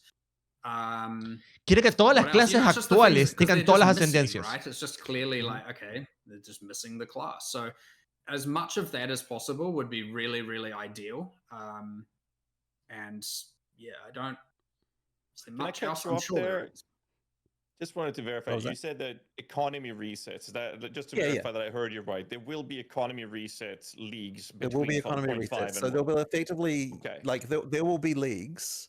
It's just that they're not going to be like they're not going to be the same as what a proper, you know, like it's not going to be an 06 what an 060 would be. And like, the reason why we say that is because we don't want to set the wrong expectation, and like it's not going to be like the giant mega de aquí a la 1.0 va a haber unas ligas, pero no van a ser como una 0.6. Va a ser como algo ligero. You know, like on the other hand, más que todo como un reset de economía y algunas otras cosas tal vez que agregan. So I guess we'll see what we end up with there. But I mean, the thing we've referenced before is like Legacy or Phyrexia type of stuff, right? Where you just take some existing stuff, you jumble it around, you like come up with a few things. Like hell, maybe you can add Legacy an of Phyrexia, or do the jumble and Atlas Master stuff, like Mark was saying earlier, like as a league, and you know, just little stuff like that you can do that doesn't take too long to make it sort of worth playing again. But really, the main reason we want people to be playing again is so that they can test all the new balance. Si algo ligero, sacan una clase nueva, unas cosas así. We're changing. Whatever the league end up will be something that has the least amount of impact on the team doing the balance, right? So as long as we're not using their time to then not solve the things they need to solve, that will be a big thing. But Dice que lo que saca de hacer la liga va a ser el menor impacto posible en el desarrollo, en el balance, el equipo de desarrollo y el equipo de balance. Pues tienen que trabajar en la 1.0. All of that will be happening around the same time, and then we'll have our now. Here's what our Le falta una ascendencia de Ranger que podía costar. Mira lo que son las ascendencias del Monk ahorita, man. No son cualquier cosa. Which is the other thing, right? Because who knows what random in-game changes we might then find we need after this is released, and then we have to make it. We have to presumably any patch is going to involve improving that, whatever problems might end up being. No son cualquier cosa, man, las ascendencias que estaba sacando. I had one quick follow-up to weave into this last question. So I'm going to keep it real short. You guys have done an excellent job in the past track record history of shaking up the meta with character balance changes on a consistent basis where people are not just playing the new content, but we're playing the game in a different way very often from league to league to league. So the question then goes to the changes coming from 0.5 or between 0.5 and 1.0. Will they also include character power balance and meta shakeups? Lots. Oh, that's one of the big focuses. Okay. Like yes. 2/3 of what it will contain is that. Nice. Okay. Dice That's que the goal, right? las ligas intermedias que van a haber van a tener balance de personajes, extra power, menos power dependiendo de lo que tenga que ver. 2/3. O sea, 2/3 de eso va a ser balance. Mientras que un 30% va a ser contenido. ¿Quería el juego? Bro, los muñecos.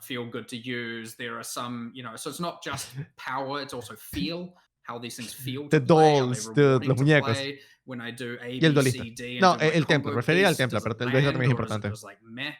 So going back and revisiting even some of the effects and some of the audio, and obviously the numbers, like whatever we can do to really just go and say everything we've now, or maybe it's like, there's an A and a B, but we need the C, you need the finale piece to it. And so we go and add that. So you have new skills, modified skills, changed both aesthetically, cosmetically, and in balance.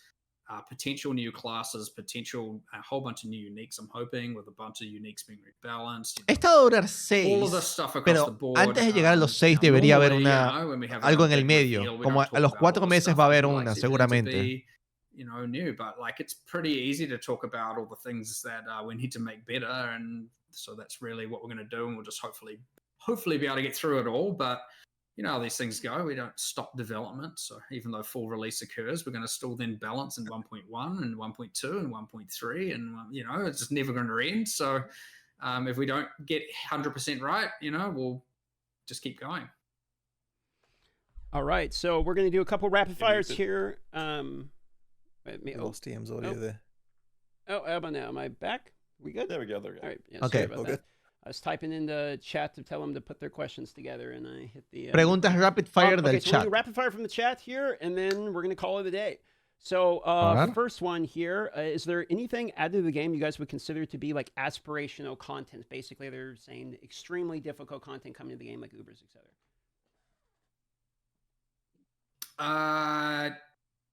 Look...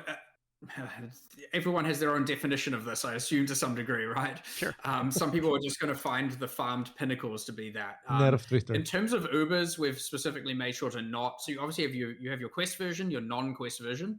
I didn't want a then Uber grade of that, and the reason is that, not to say it won't eventually happen, is that it puts a bit of a difficult skew on what is considered an acceptable character at a fundamental level, because now they have to be able to do the hardest content in order to be good. And with so much incomplete character balance and stuff we still need to work on and fill the gaps and everything, I wanted to make sure that it wasn't just stuff that Dijeron, is like ¿qué es lo for the, aspiracional?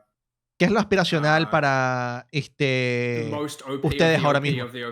Y él dice, bueno, cada quien va a tener su respuesta, pero la razón por la que queremos agregar un Uber a los pináculos actualmente es porque si ponemos algo más difícil, va a ser de que con el poco contenido que hay de personajes actualmente, tengan que medirse contra ese contenido y va a ser aún más difícil balancear todo. all the fights are pretty damn difficult. And as I said, you can generally juice these things and do like there are ways via the Atlas Masters to take them to slightly next levels. There are things with the different leagues, with the different league trees to both add rewards and make them harder in the form of multi-choices. And so there are ways to do it, but they wouldn't say they're classically defined as Ubers anymore. I wanted to get away from that. We'll get everything stable, we'll get everything good, and then we'll look at re-adding some of that stuff back. Be it either via an actual Uber fight or be it via, a master or something like that. We'll see. Quick question about Recombinator was moved out of the game, so we're kind of curious about what's going on. ¿Las recomendadoras? Yeah. I kind of didn't like it, to be honest. Like No le gustaron las recomendadoras. It's always been in this annoying balance position where like the numbers that it has to be like to not be completely cracked and broken have never been satisfying for the players, and we've never been able to somehow like get that right. So we just decided, you know what, screw it for now. We'll see. Básicamente no les gustaban las recomendadoras el estado en el que estaba, así que RIP recomendadoras. I think all the new runes we added, all of the runic ward, it's just so much better. It's so much more understandable, so much more broadly usable, like not insanely overcomplicated. They're just better. So we were like, look, it had recombinating, it just doesn't need it. Like, here's all the stuff that we can do that is clearly better. I mean, at first we kept it because there's like a little bit of a loss aversion thing, but it's like, okay, look, we're at like, do we really need it at this point? So, ultimately, we just decided to axe it, noting that like everything we're adding in its stead is just significant upgrades IMO. Okay. I'm assuming similar logic with like the expedition shops. They're still in the game, but they're kind of like not the primary focus. They're gone. The expedition shops are dead. Oh, quitaron las... They were basically just taken from PoE 1 and like they never really were proper stuff, and we just... It was taken and then downgraded and then kind of like, we don't want it to be...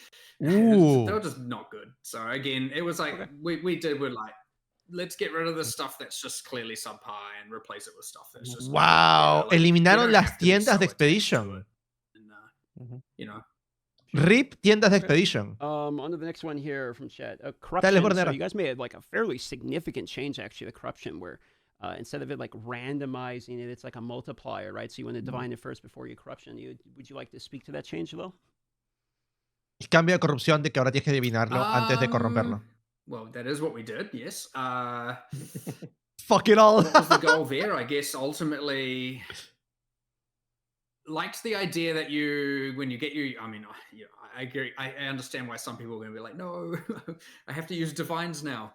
Well, yep, that's what you got to do, right? You got to make it much more, a bit of a harder decision to decide, am I going to divine this item to be its perfect role and then do it, or am I not? And I guess deal with it. I just prefer it more. It's a bit more hardcore. It's a bit more Val. It's a bit more, costly, and generally speaking, I'm a fan of that, as opposed to just every time I find this, I just val it no matter what. Which, I just think it's personally better, but I can see people not entirely agreeing with that, and you're right to that opinion, and fuck you. Bad, I guess, is my answer, but, yeah, fuck you. Prefer it, and I'd say most of the definitely preferred it. Yeah, I've seen it overwhelmingly liked. I haven't really seen. Básicamente dijo, a mí me parece que es mejor así. Si no les gusta, bueno, I'm sorry, dude, supongo. In previous interviews we've had, a conversation that's been brought up multiple times has been... Sí, básicamente. And wanting a device. Al que no le guste. Every time the comment has been, we need more uniques. We need more interesting uniques to Divine Orb. And I never really felt that it really did that job enough. And I think that with this change alone and continuously adding more uniques, you might actually hit the spot where this is doing exactly what we've been screaming for the past year. Right. Speaking of divines, one thing that came up was divine orbs are now more common, which was one of the patch notes. I mean, small line, big decision. So is that there to balance out like the changes of the Atlas and less Quan? It's really not that more common, or what's that line mean? It's definitely more common, divine orbs. I'm almost tempted to not mention the reason why we did that. But I don't know how you feel about that, Mark. Sure. Le tiró el mojón a Mark, man. Yeah, all right. So basically, okay, so this is going to sound ultra dumb. I suspect. Las divines son más cómodas, no voy a decir cuánto ni nada. So the temple, right? the temple had ridiculous amounts of loot going on due to snake strategy and all that sort of shit. So there was stuff like going that, right? So basically there's this concern that we had that people are going to be like, okay, so the temple is obviously nerfed, right? Like snake strategy no longer a thing. Nerfearon el It templo. means Ajá, that, like, ajá, and so ajá. then what we believed was going to happen is immediately people are going to be like, oh, previous league I got X divines per hour and now I'm getting Y divines per hour, and like just annoying shit like that. Bro, And so we're like, if esa we just respuesta es change estúpida. the drop rate of divines, Pero ¿sabes qué? Estoy de nobody will be acuerdo, able to man. make the comparison anymore. Porque mucha gente es estúpida. This ability to say, like this thing about that. So now I just want to know I just want you to know, by the way, that the troll answer that we legitimately thought we might do for a second is, what if we just removed divines from the game? That was like a legitimate troll answer that we had. Is like the opposite of this. Bro, en realidad es una respuesta. Make them more common. They're not Bueno. like, it's not like they're dropping like candy or anything, right? But they are like, you know, they're an amount more common that is like. Se dice que una de las razones por las que la pusieron fue que hicieron más comunes las divines es porque antes tenías estrategias que dropeaban muchas divines por hora y ahora tú vas a decir, oh, antes dropeaba esto, ahora dropeo esto. Bueno, si hacemos que dropeen más divines, naturalmente la gente no va a sentir que está malo. It just makes the whole thing less comparable. O podían eliminar las divines, que era la otra opción, para que tengan que verlo contra otra cosa. Mira, sinceramente es una buena I'll do respuesta. one more here and we'll call it 2 hours and like 35 minutes here. So just a real common one that keeps popping up is people are just asking about performance improvements. Like with every league, Oh, you guys performance. typically do quite a bit of performance improvements. Are we expecting that going in 0.5? I know you talked a little bit about Steam Deck, you know, for instance, but console, PC, all of it. I wouldn't say that. I mean, look, there have been changes, but I wouldn't say that they're revolutionary to the point that I would call them out specifically as like we made big performance improvements. Like there's just the sort of usual iteration that we do. One of the big things that we've been really trying to fight has just been this annoying freaking driver device removed thing, which maybe people don't even know what that is, but like sometimes the game will freeze and then it reboots the graphic stuff and then it all comes back, like that thing. And like we haven't fixed it yet. We're still looking into it. It's just been like the engine team has been just banging their head against it for so long now. Like we're actually at the point now, by the way, where like Nvidia told us a couple of days ago, we want you to ship us, like air freight us a PC that reproduces this. It's like the thing. So now we're gonna steal one of our PCs and send it to Nvidia to see if that will get Wow. to work out what's going on. Tienen un problema que llevan tanto tiempo tratando de solucionar que hablaron con Nvidia y le dijeron, oye, ¿por qué no me mandas la PC con el problema que está ocurriendo? Para ver la PC directamente. Se la así que le vamos a mandar una PC a Nvidia para ver si solucionan el problema. Wow. Okay, you know what? I lied. One last kind of random question here, which I don't know if you have an answer for, but I'm going to try. Okay, I know Hex Blast was the skill people were using before. It got changed at one point. It really hasn't hit a point in which it's really seen much use. I know it was beloved by some people out there. I know you might not have the answer off the top of your head, but could we see some love for Hex Blacks or Fix or Revert or anything at some point? Like, where's your? A mí me gustaba Hex Blast. Fuck him.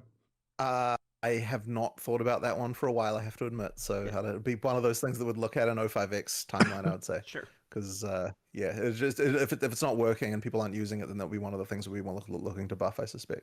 Okay, I'll just throw that there. All right, well that's it. Oh, go ahead. I was going to say the chaos hits and chaos dots just needs a whole bunch of love. And Dice, reviewing all the Mar skills está and mechanics recalcando que adjacent to it is el just daño part of caos it, es un so, problema, tienen que solucionarlo y mejorar todo lo que tiene que ver con daño some caos. changing of roles, so like anything could happen really, but it is on the radar for sure. Okay. Well, there we go. You know, I mean, we could go all day, but we're 2 hours and 40 minutes in, so I think we'll call it here, boys. I would say thanks for your time. You guys went really in depth on a lot of stuff, and I really enjoyed the conversation. So, you know, thanks for the opportunity and the answer, and for taking your Sunday. I know you guys are at home, so chat seemed to enjoy that one as well. So, thank you. Very good. Sinceramente estuvo bastante bien. Thank you. Appreciate it. Thanks, and hope everyone enjoys the league. And what's it, 6 days now or something? However long it is. 6 days. 6 days, Right, baby. well, thank you very much. Thank you very much, everybody. See you later. Yes. Bye. Thank you.